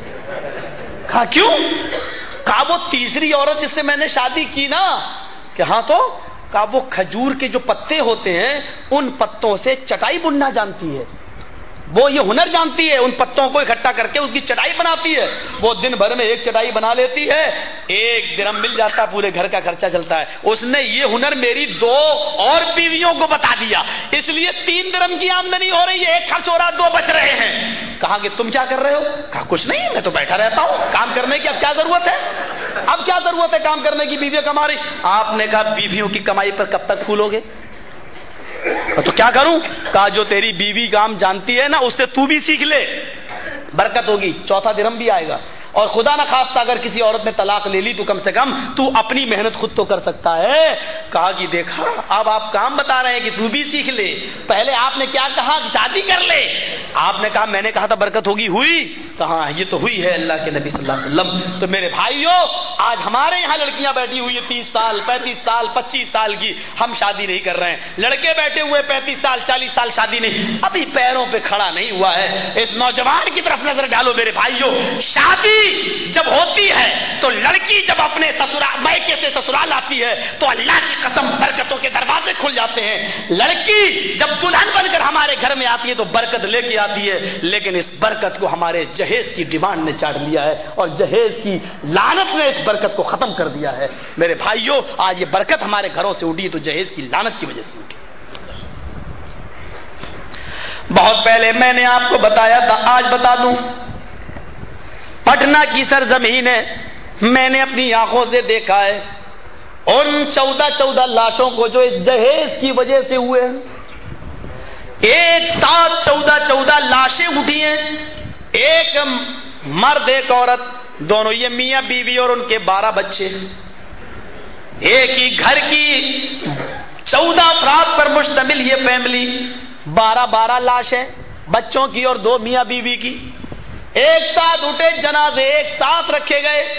ان جنازوں میں بھی شریک تھا. پوری پٹنہ کی سٹی کانپ رہی تھی، کیونکہ 14 جنازے پہلی بار کسی نے اٹھائے، پہلی بار وہ قبرستان کے اندر لے گئے، پہلی بار ان کا ایک ساتھ لگا کر ایک مرتبہ جنازے کی نماز پڑھی گئی. پہلی مرتبہ 14 لاشوں کو ایک ایک کر کے قبر میں اتارا گیا. پورا پٹنہ کانپ رہا تھا. جانتے ہو یہ منظر کیوں پیش آیا؟ اس باپ کی ایک جوان بیٹی تھی، رشتہ آتا تھا، شادی میں 1 مہینہ رہ جاتا تھا، لڑکے کی طرف سے جہیز کی ایک لسٹ آ جاتی تھی. غریب باپ تھا، رشتہ ٹوٹ جایا کرتا تھا. دوسرا رشتہ لگا، 1 مہینہ رہ گیا، پھر لسٹ آ گئی، رشتہ ٹوٹ گیا. لڑکی کی بڑھتی جوانی جہیز کی ڈیمانڈ رشتے کو توڑ رہی تھی. لڑکی بھی اپنی جوانی کو کنٹرول نہ کر سکی اور اسی محلے کے ایک غیر مسلم ایک ہندو لڑکے کے ساتھ اس کے ناجائز تعلقات قائم ہو گئے. پھر خدا کی مار ایسی پڑی کہ لاکھ آلات منع حمل استعمال کرنے کے باوجود قدرت کا ایک تماچا ایسا پڑا کہ وہ لڑکی کا حمل ٹھہر گیا، کسی طریقے سے رہ گیا. نہ تو لڑکی کو پتا چلا کہ یہ الٹیاں کیوں آ رہی ہیں، نہ گھر والوں کو پتا چلا. اس کی ماں اس کو ہاسپٹل میں لے کر گئی. سرکاری ہاسپٹل اتنے قریب تھے کہ یہ پرائیویٹ ہاسپٹل میں علاج بھی نہیں ہو سکتا تھا. سرکاری ہاسپٹل کے ڈاکٹر نے کچھ رپورٹیں دی کہ یہ رپورٹ لے کر آؤ، بلڈ جانچ، پیشاب کی جانچ، فلاں جانچ. جب یہ ساری جانچیں سامنے آئی تو پیشاب کی جانچ سے یہ ثابت ہو گیا کہ لڑکی حاملہ ہے. کہا کہ اس حال میں تو یہ ہونا ہی ہے، الٹیاں آنا ہے، لہذا جاؤ، کوئی گھبرانے کی ضرورت نہیں، حمل ہے، ماں بننے والی ہے. لڑکی کی ماں کے پیروں کے نیچے سے زمین سرک گئی. اسپتال میں اور بھی لوگ ہوا کرتے ہیں. دھیرے دھیرے یہ خبر جنگل کی آگ کی طرح پورے محلے میں، پھر پورے پٹنہ میں پھیل گئی. اب جہاں اس لڑکی کا بھائی نکلتا لوگ چڑھاتے، کتنی گرمی ہے اس کی بہن میں، ارے ہندو ہی ملا تھا، ہم لوگ کیا مر گئے تھے. اس طریقے کے تانے مارے جاتے. لڑکی کے باپ کو بھی ستایا جاتا. ایک دن لڑکی کا باپ ان تانوں سے تنگ آ گیا اور اس نے ایک میڈیکل اسٹور سے زہر کی شیشی خریدی اور چپکے سے جب اس کی بیوی کھانا بنا رہی تھی تو پورا زہر اس پکتے ہوئے کھانے میں ڈال دیا. دروازہ اندر سے بند کیا. دسترخوان لگایا، کہا آج میری چھٹی کا دن ہے، سب بچے میرے ساتھ بیٹھ کر کھانا کھاؤ۔ سب بچوں نے، بیوی نے بیٹھ کر کھانا کھایا۔ تھوڑی دیر کھانا کھانے کے بعد پھر کیا ہوتا ہے، تھوڑی دیر کے بعد تڑپنے لگتے ہیں لوگ، لیکن دروازہ بند تھا، چیخ اور پکار کی آوازیں آ رہی ہیں، لیکن باہر سے اندر آئے کون؟ دروازہ تو اندر سے بند تھا۔ جب تک دروازہ توڑا گیا، یہ 14 کی 14 لوگ مر چکے تھے، ان کا انتقال ہو چکا تھا۔ پولیس کو خبر دی گئی، پولیس آئی، ڈیڈ باڈی کو اٹھا کر پوسٹ مارٹم کے لیے لے جایا جاتا ہے۔ پوسٹ مارٹم کی رپورٹ یہ آتی ہے سب کو زہر دے کر مارا گیا ہے۔ 14 لاشیں ایک ساتھ اٹھی۔ میں ان جنازوں میں شریک تھا، اس مٹی میں شریک تھا۔ میرے بھائیوں، یہ منظر میں نے اپنی نظروں سے دیکھا ہے۔ اگر جہیز کی ڈیمانڈ اور لسٹ اس لڑکی کے باپ کو نہ دی جاتی تو آج یہ لڑکی بھی زندہ ہوتی، آج اس کے باپ بھی خوشیاں منا رہے ہوتے، آج وہ نانا ہوتے، آج کوئی دادا ہوتا، یہ کسی کی ماں ہوتی، کوئی کسی کا بیٹا ہوتا۔ یہ 14 لاشیں اٹھی تو یہ دین ہے اس بدترین جہیز کی، یہ لعنت ہے اس بدترین جہیز کی۔ میرے بھائیوں، جس کو آج جہیز فاطمہ کے نام سے یاد کیا جاتا ہے کہ اللہ کے نبی نے بھی اپنی بیٹیوں کو دیا ہے، حضرت فاطمہ کو دیا ہے، کیا جواب دو گے قیامت کے دن؟ کیا میرا نبی انصاف کا مرڈر کرنے والا تھا؟ کیا میرا نبی غیر عادل تھا؟ اپنی ایک بیٹی فاطمہ کو جہیز دے اور اپنی 3 بیٹیوں کو وہ کچھ بھی نہ دے۔ میرے بھائیوں، کیا وہ غیر منصف تھا؟ کیا وہ انصاف کرنے والا نہ تھا؟ کیا اس کے دل میں بھی آ سکتا تھا کہ میں اپنی بیٹیوں کو کے درمیان انصاف نہ کروں؟ فاطمہ کو سب سے زیادہ چاہتا ہوں، سب سے زیادہ اسی کو دوں اور بیٹیوں کو محروم کر دوں۔ کیا یہ خیال نبی کے دل میں بھی آ سکتا تھا؟ یہ الزام لگانے والوں، قیامت کے دن تم کیا جواب دو گے جناب محمد رسول اللہ صلی اللہ علیہ وسلم کو؟ یہ جہیز کی لعنت ہے۔ آؤ، جہیز کی اس رو میں بدترین لعنت میں بہ رہے ہو تو میں آپ کو بتاؤں، ان موبائلوں سے جو غلط تعلقات قائم ہو رہے ہیں لوگوں، انسانیت کے ساتھ بتاؤ کہ آج ان موبائلوں کا مس یوز ہو رہا ہے یا نہیں ہو رہا ہے؟ میں ایک بات انڈیا میں کہتا ہوں، آپ کو بھی کہتا ہوں، میری اس بات کا انڈیا کے لوگوں نے برا نہیں مانا، شاید ہو سکتا ہے کہ آپ بھی برا نہ مانیں، اور مانے تو میری بلا سے مجھے کوئی پرواہ نہیں۔ سن لو، لڑکیوں کو جو موبائل ہاتھ میں دے دیے اور یہ کالجوں میں اور یونیورسٹیوں میں جا رہی ہیں، سب سے زیادہ ان موبائلوں سے ریکارڈ خراب ہوا ہے ہماری بیٹیوں کا، ہماری بہنوں کا۔ ان سے سب سے زیادہ ماحول بگاڑا ہے۔ نہیں مولوی صاحب 5-6 گھنٹے پڑھنے جاتی ہے تو فکر لگی رہتی ہے، میں فون کرتا رہتا ہوں، تجھے معلوم ہے تیری بیٹی دوسروں سے باتیں کرتی ہو تو؟ نہیں صاحب، اس کے پاس تو بیلنس ہی نہیں رہتا، وہ کرتی نہیں، میں تو دیکھتا ہوں لمیٹڈ 5-6 روپیہ رہتا، بس صرف 5-6 روپیہ۔ تیری بیٹی کرتی تھوڑی ہے، تیری بیٹی کے پاس تو فون آتے ہیں، آتے۔ لڑکیاں کبھی فون نہیں کرتی ہیں، لڑکیوں کے پاس فون آتے ہیں، یہ یہاں سے صرف مس بیل دیتی ہے، بس میں خالی ہوں، بالکل تنہا ہوں، یہ یہاں سے مس بیل دیتی ہے، وہاں سے کس بیل آتی ہے۔ لو ہلو، 1 گھنٹہ 2 گھنٹہ 3 گھنٹہ، چلو بات، پیکج اور چلنے لگے ہیں، 2 روپے منٹ، 2 روپے گھنٹہ، 4 روپے گھنٹہ۔ حالات ان چیزوں نے خراب کیے ہیں، ان چیزوں نے۔ اور آپ کو بتاؤں میرے بھائیوں، دکن حیدرآباد میں گیا ہوں، وہاں کی ایک لڑکی علی گڑھ میں پڑھتی تھی، ارلی فنکشن میں گیا، میں اس لڑکی سے ملا اس لیے کہ اس کے یہاں میرے پروگرام میں جا چکا تھا حیدرآباد میں، باپ نے کہا تھا کہ آپ کے یہاں علی گڑھ میں پڑھتی ہے، وہ قریب ہے، میں ملا۔ اس لڑکی نے مجھ سے کہا، مولوی صاحب میرے باپ مجھے گھر میں گھسنے نہیں دیتے، بہت پوچھا میں نے لیکن نہیں بتایا۔ پھر ایک موقع پر میں اس کے گھر گیا حیدرآباد، میں نے اس کے باپ سے بات کی، یار تمہاری بیٹی وہاں پڑھتی ہے، پی ایچ ڈی مکمل ہو چکی ہوگی، اب کیا بات آتی کیوں نہیں؟ بس مولانا اس کا نام مت لو میرے سے۔ ہم نے کہا کیوں؟ کہا میری بیٹی پی ایچ ڈی کر رہی تھی، میں اس کے لیے لڑکا دیکھ رہا تھا یہاں، اور میں نے آپ سے بھی کہا تھا کہ آپ بھی پڑھا لکھا کوئی لڑکا دیکھیے، میری بیٹی اب آخری فائنل میں ہے اور وہ پی ایچ ڈی کرے گی، عمر زیادہ ہو چکی ہے، میں اس کی شادی کر دوں، آپ نے بھی وعدہ کیا تھا انشاءاللہ میں نظر میں رکھوں گا۔ میں نے کہا پھر کیا ہوا؟ کہا ہم گئے اور روتے ہوئے لیٹر لائے گا، پڑھ لیجیے اس کو۔ میں نے اس لیٹر کو پڑھا، جو ہندی میں لکھا ہوا تھا، اس لیٹر میں لکھا تھا کہ ابو جان میرے لیے لڑکا تلاش کرنے کی ضرورت نہیں، میں نے کورٹ میرج کر لی ہے۔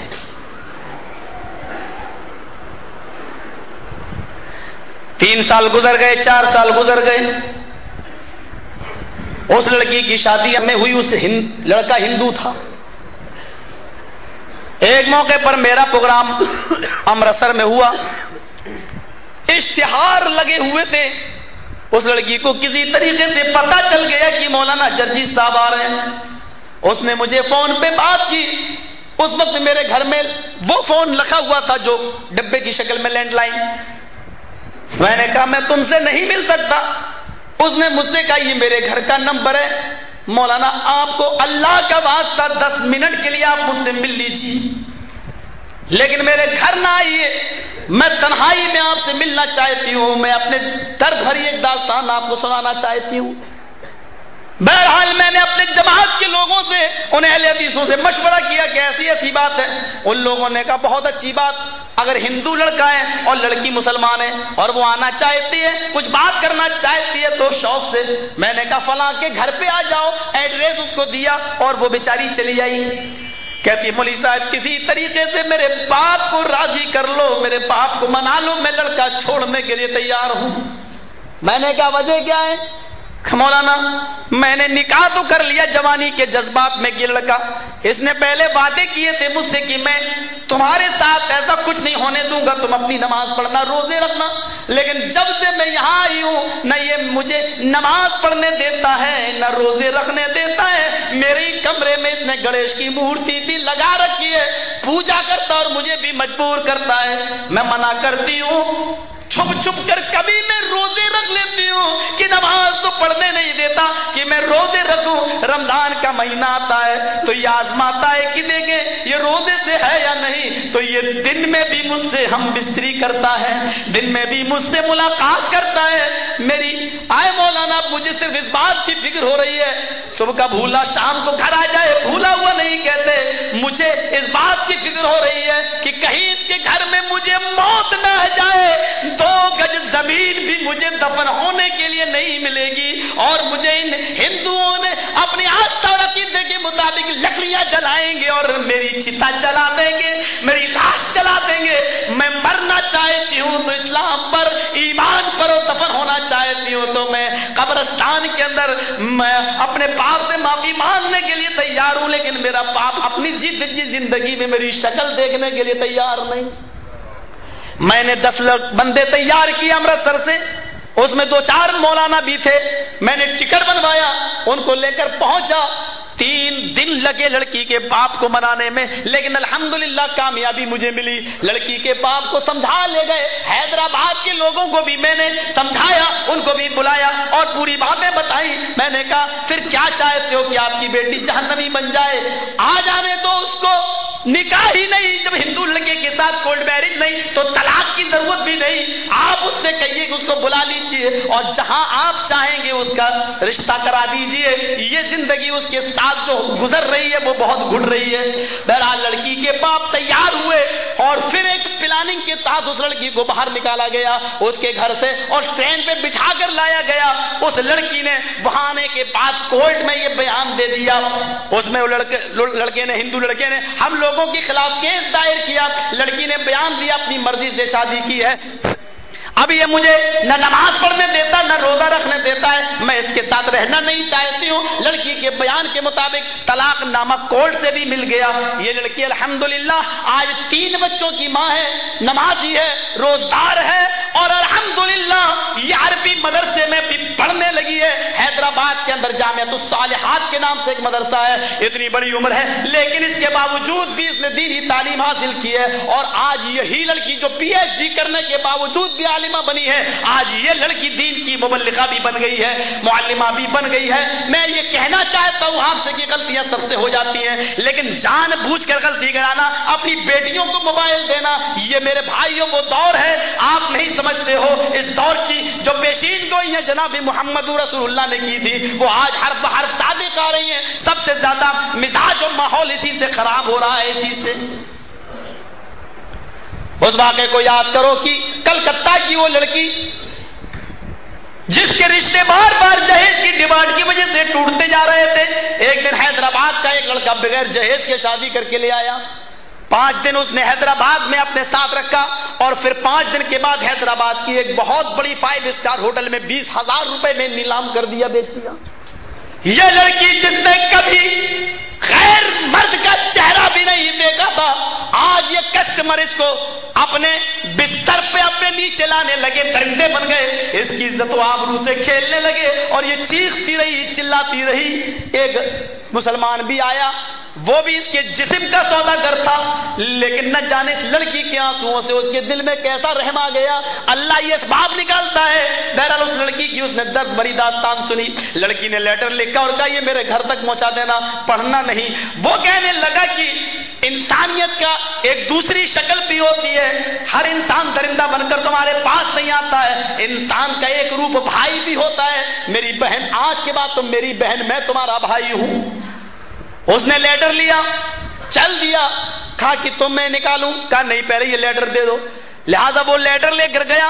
اس لیٹر کی فوٹو کاپی کلکتہ میں اس لڑکی کے باپ نے مجھے بھی دی ہے، پڑھیے مولانا. اس لیٹر کے اندر جو لکھا ہوا تھا اس کے الفاظ پر غور کرو. پیارے ابو جان، السلام علیکم، آپ خیریت سے ہوں گے، مجھے امید ہے انشاءاللہ. رہی میری خیریت تو سنیے میں بتاتی ہوں. آئے ابو جان، آپ بڑے خوش ہوں گے اس رشتے سے، کیونکہ آپ کا داماد فرشتہ ملا ہے بغیر جہیز کے جو مجھے شادی کر کے لے گیا ہے. لیکن میں یہ کیسے بتاؤں، وہ فرشتہ نہیں، پرلے درجے کا شیطان ہے. 5 دن اس نے اپنے پاس رکھا اور اس نے 5 اسٹار ہوٹل میں مجھے بیچ دیا. آئے ابو جان آ جاؤ اور مجھے نکال لو.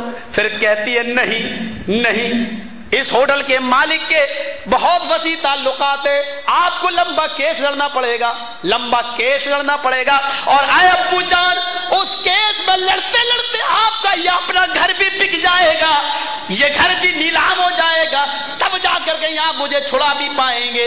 آئے ابو جان، پھر میں اب اس لائق بھی تو نہیں رہ گئی کہ میں اپنی شکل آپ کو دکھلا سکوں، اپنی سہیلیوں کے سامنے آ سکوں. میں ناپاک اور گندی ہو چکی ہوں، میرے جسم سے درندے کھیل چکے ہیں.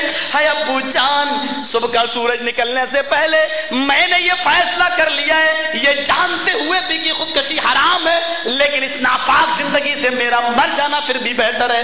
میں نے اپنی اوڑھنی پنکھے میں لگا رکھی ہے، صبح کا سورج نکلنے سے پہلے میں خودکشی کر کے مر جاؤں گی، صبح کا سورج مجھے دیکھنے کو نہیں ملے گا.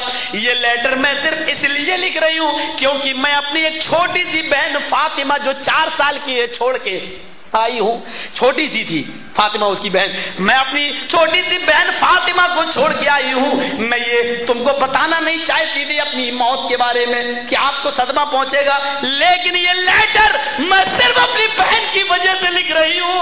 آئے میرے پیارے ابو جان، جب میری یہ چھوٹی بہن فاطمہ جب تک بالغ ہو، 18 20 22 25 سال کی ہو، تب تک آپ اتنا کما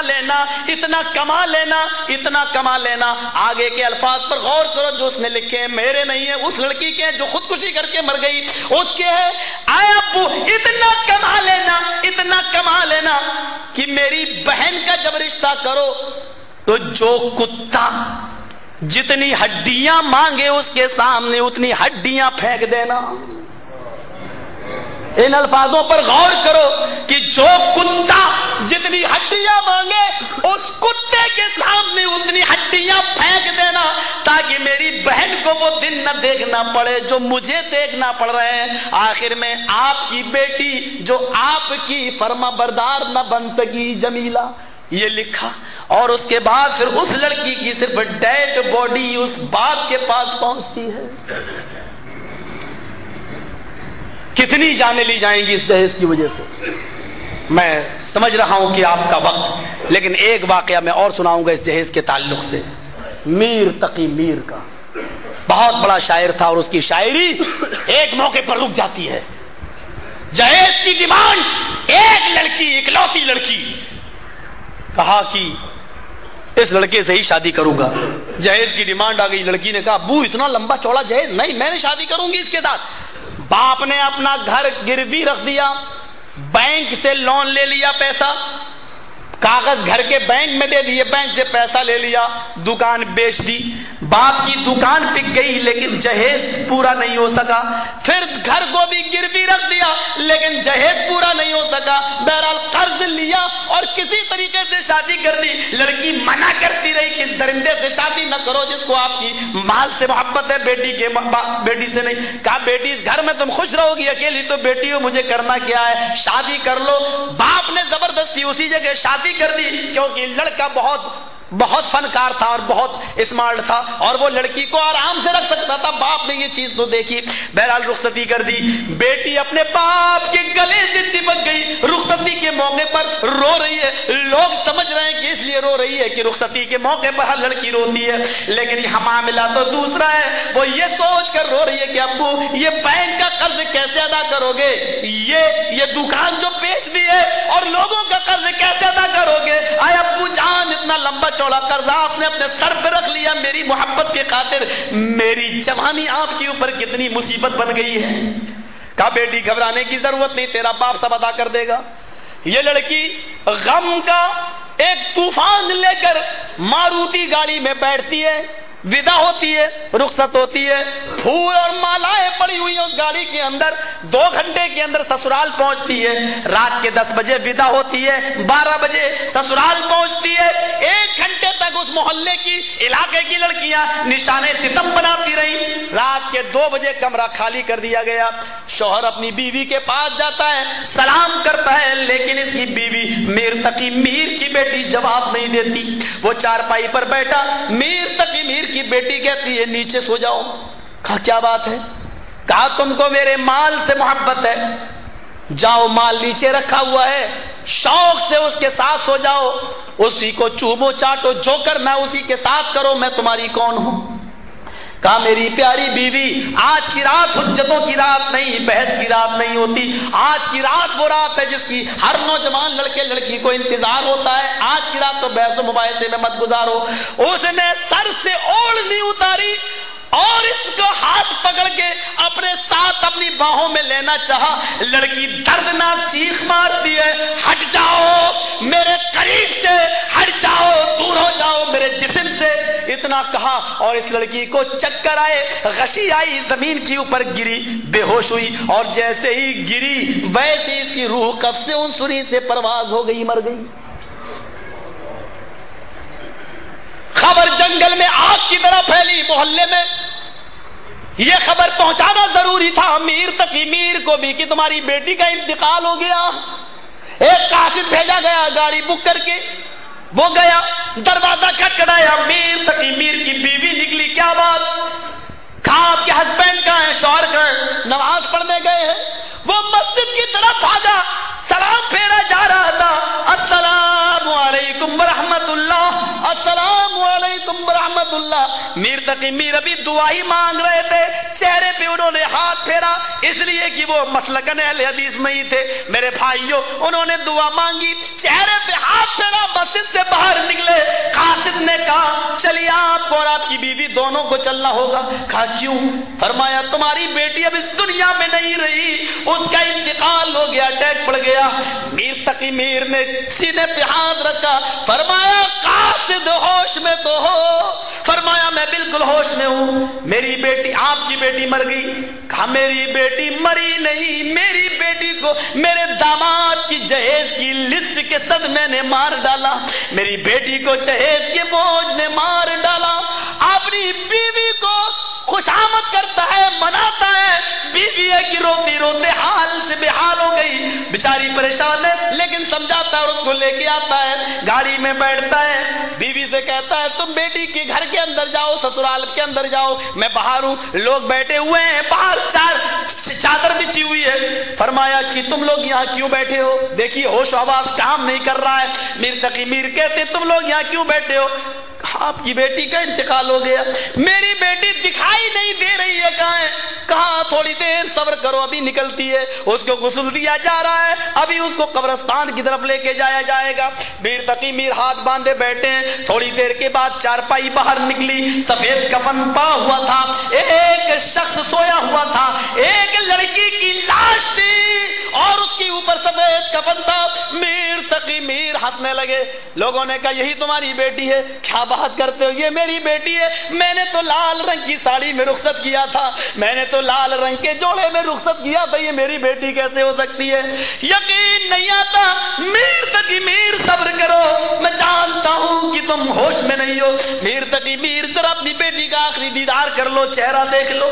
کیا بات کر رہے ہو, یہ میری بیٹی کیسے ہو سکتی ہے؟ کہ دیکھ تو لو. ایک آدمی نے چہرہ کھولا, آخری دیدار تو کر لو, ابھی قبر میں دفن کر دی جائے گی. میر تقی میر کی نظر بیٹی کے چہرے پر پڑی تو آنکھوں سے آنسو جاری ہو گئے, رونے لگے. ہاں یہ تو میری بیٹی ہے, میں نے تو کفن نہیں دیا تھا, میں نے تو کچھ نہیں, یہ چیز تو میں نے دی نہیں تھی, یہ میری بیٹی کے جسم پر کہاں سے آ گئی؟ میرا داماد کہاں ہے؟ بولا میں یہاں کھڑا ہوں. میرے داماد, تم نے تو لمبی چوڑی لسٹ دی تھی, اس لسٹ میں تو کفن نہیں لکھا ہوا تھا, یہ پھر کہاں سے آ گیا میری بیٹی کے جسم کے اوپر؟ اس کفن کو تم نے اور کیوں نہیں مانگ لیا؟ میں نے اتنی چیزیں گھر کو گروی رکھ کے دکان کو بیچ کے دی تو کفن بھی دے دیتا. کیا بات ہے, یہ تم دے کر کیا دکھانا چاہتے ہو؟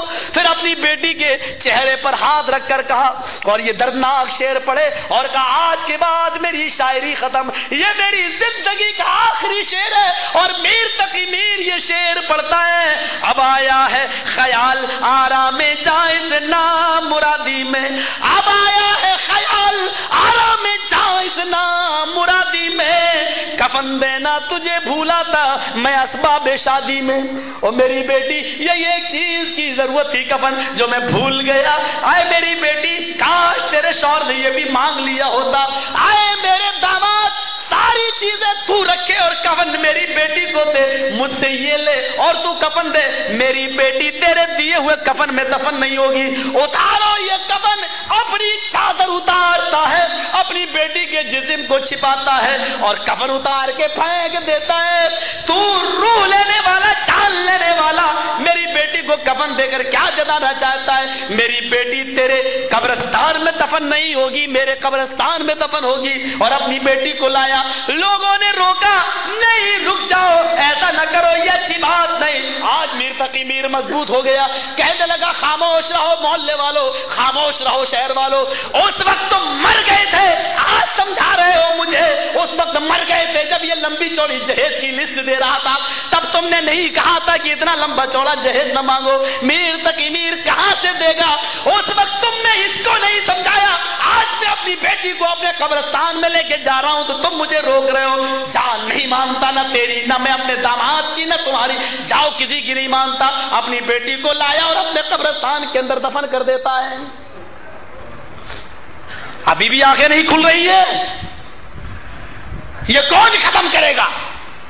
میں نے مسجد نمرہ میں کہا تھا, آپ کو بھی کہہ دیتا ہوں, اللہ کی قسم شادیوں میں جو فضول خرچی اور جو لمبے چوڑے ڈیکوریشن اور جو لائٹنگ آپ کے یہاں ہوتی ہے, شرم سے ہم جیسے لوگ چلو بھر پانی میں ڈوب مرنے کا مقام رکھتے ہیں. ہمارے انڈیا کے مسلمان اللہ کی قسم آپ سے 1,00,000 گنا بہتر ہے اس معاملے میں. اللہ کی قسم آپ کی یہاں کی عورتیں جو میک اپ کرتی ہیں, کعبے کے رب کو گواہ بنا کے کہتا ہوں, ہم انڈیا کے اندر مسلمانی عورتیں اتنا میک اپ نہیں کرتی ہیں. میرے بھائیوں, ہمارے یہاں کی ہندو لڑکیاں اتنا میک اپ نہیں کرتی ہیں جتنا آپ کیا مسلمان لڑکیاں کرتی ہیں. جاؤ, میں نے یہ بات ڈنکے کی چوٹ پر کہہ دی ہے, شرم کرو. تم اپنی بیٹی کو فاطمہ نہ بنا سکے, تم اپنی بیٹی کو زینب کی طرح نہ بنا سکے.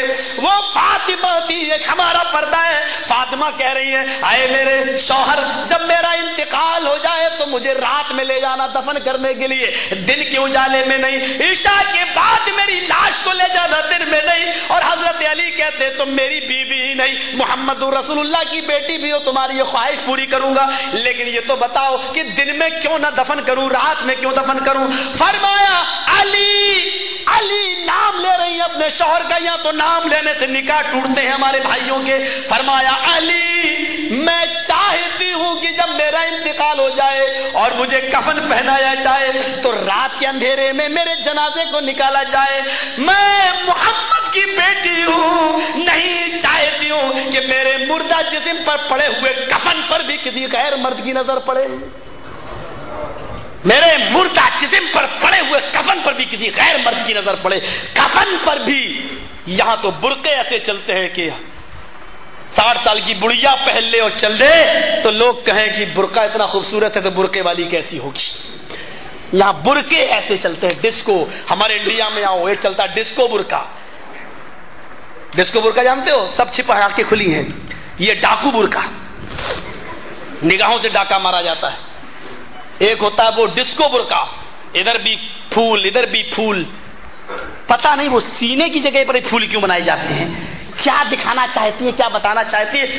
میں نوجوان ہوں, جذبات میں بہک بھی سکتا ہوں, مجھے معاف کرنا میرے بھائیوں, کیونکہ اتنی اوریانیت جو انڈیا کے اندر ہے میرے بھائیوں, اس جذبات میں اگر کوئی ایسے جملے نکل جائیں تو مجھے معاف کرنا. میں نہیں چاہتا ہوں کہ ان جملوں کو نکالوں. مجھے بتائیں کہ آخر ایسی جگہ پر کڑھائی کیوں ہوتی ہے؟ برقع پردے کے لیے ہوتا ہے یا نظریں اٹھا کر دیکھنے کے لیے ہوتا ہے؟ ان جگہوں پر پھول کیوں بنائے جاتے ہیں؟ کڑھائی کیا مقصد ہے اس کا؟ مسند احمد کی صحیح روایت موجود ہے. ایک عورت اللہ کے نبی کے پاس آتی ہے, کہتی ہے اللہ کے نبی میری جلباب بہت نیچی ہے. آپ نے فرمایا نیچی ہونی چاہیے. فرمایا اللہ کے نبی زمین کی مٹی اڑاتی ہوئے جاتی ہے. فرمایا جلباب یعنی برقع اتنا ہی نیچے ہونا چاہیے.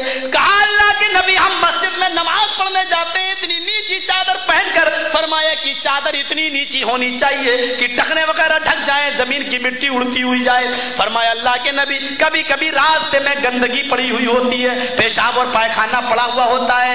اے اللہ کے نبی کیا پیشاب اور پائخانے کو دیکھ کر اپنی چادر اوپر کر لوں, تھوڑا سا اٹھا لوں اور پیشاب اور پائخانے کو کراس کر کے آگے نکل جاؤں پھر نیچے کر لوں, کیا اتنی اجازت ہے؟ فرمایا اے بی بی بالکل نہیں, محترمہ بالکل نہیں, اے عورت بالکل نہیں. چادر زمین سے لٹک رہی ہے, زمین کی مٹی کو اڑاتی ہوئی جا رہی ہے تو جانے دو, پیشاب اور پائخانے کو دیکھ کر بھی چادر اوپر نہیں اٹھا سکتی ہو. فرمایا دائیں سے نکل جاؤ, بائیں سے نکل جاؤ.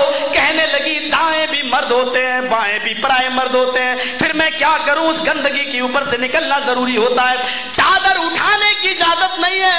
فرمایا نہیں, اپنی پنڈلیاں اپنی ایڑی کھولنے کی اجازت نہیں ہے, چادر نیچے ہی رہنے دے اور نکل جا. کہا اللہ کے نبی چادر گندی ہو جائے گی, پیشاب و پائخانہ لگ جائے گا. فرمایا لگ جانے دے. کہا اللہ کے نبی اسی چادر کو اوڑھ کر میں نماز پڑھتی ہوں, مسجد میں وہ اپنی آبا نہیں اتارتی ہوں. فرمایا اسی چادر کو اوڑھ کر نماز پڑھ لے. کہا اللہ کے نبی جب پیشاب و پائخانہ لگ جائے گا تو اس چادر میں کیسے نماز ہوگی؟ فرمایا جب پیشاب و پائخانہ تیری چادر میں لگے گا تو تیری چادر تیری آبایا ناپاک ضرور ہو جائے گی, لیکن جب وہ زمین ہی پر لٹک کر چلے گی تو زمین پر رگڑ رگڑ کر اس کی پاک مٹی سے تیری ناپاکی زائل ہو جائے گی اور زمین پر پڑی ہوئی پاک مٹی تیری چادر کو پاک کر دے گی.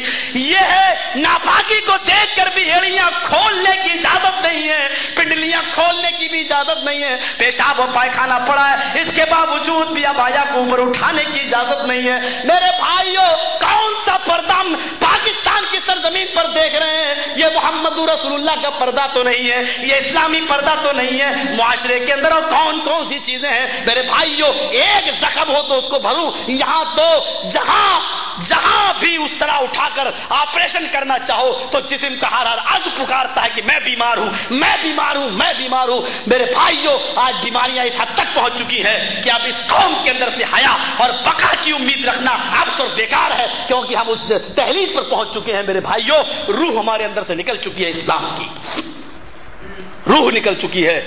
یہ ہے میرا پونے دو گھنٹے کا پروگرام. کل میرے 2 پروگرام ہیں, پرسوں بھی پروگرام ہے, 2 جمعہ کا خطبہ بھی ہے اور شام کا پروگرام بھی ہے. یہ 2 پروگرام کرا کے آپ کے ان اہل حدیثوں نے میرا کچومر نکال لیا. بہرحال جو وقت ملا مجھے آپ کے درمیان, اللہ اس کو قبول فرمائے, ہماری بھی محنت کو قبول فرمائے, آپ کے سننے کو قبول فرمائے, ہمیں بھی عمل کی توفیق دے, آپ کو بھی عمل کی توفیق دے, اور اس رشتے سے جتنے لوگ جڑے ہوئے اللہ ان سب کو توفیق دے. معاشرے کی اصلاح ہم سب کو کرنے کی توفیق عطا فرمائے. بار الہ ہم جمیع مسلمانوں کو اتفاق اور اتحاد کے پلیٹ فارم پہ قائم کر دے. وما علینا الا البلاغ المبین وآخر دعوانا ان الحمدللہ رب العالمین. السلام علیکم ورحمۃ اللہ وبرکاتہ. خطاب فرما رہے ہیں فضیلت الشیخ جناب قاری تدریس احمد انصاری صاحب بمقام جامع مسجد دارالسلام قاسم آباد کراچی. موضوع ہے جہیز کی لعنت. مورخہ 22 دسمبر سن 2010. یاد رکھیے اسلامی کیسٹوں کا مرکز سلفی کیسٹ سینٹر، منصور کالونی، گجر چوک، کراچی.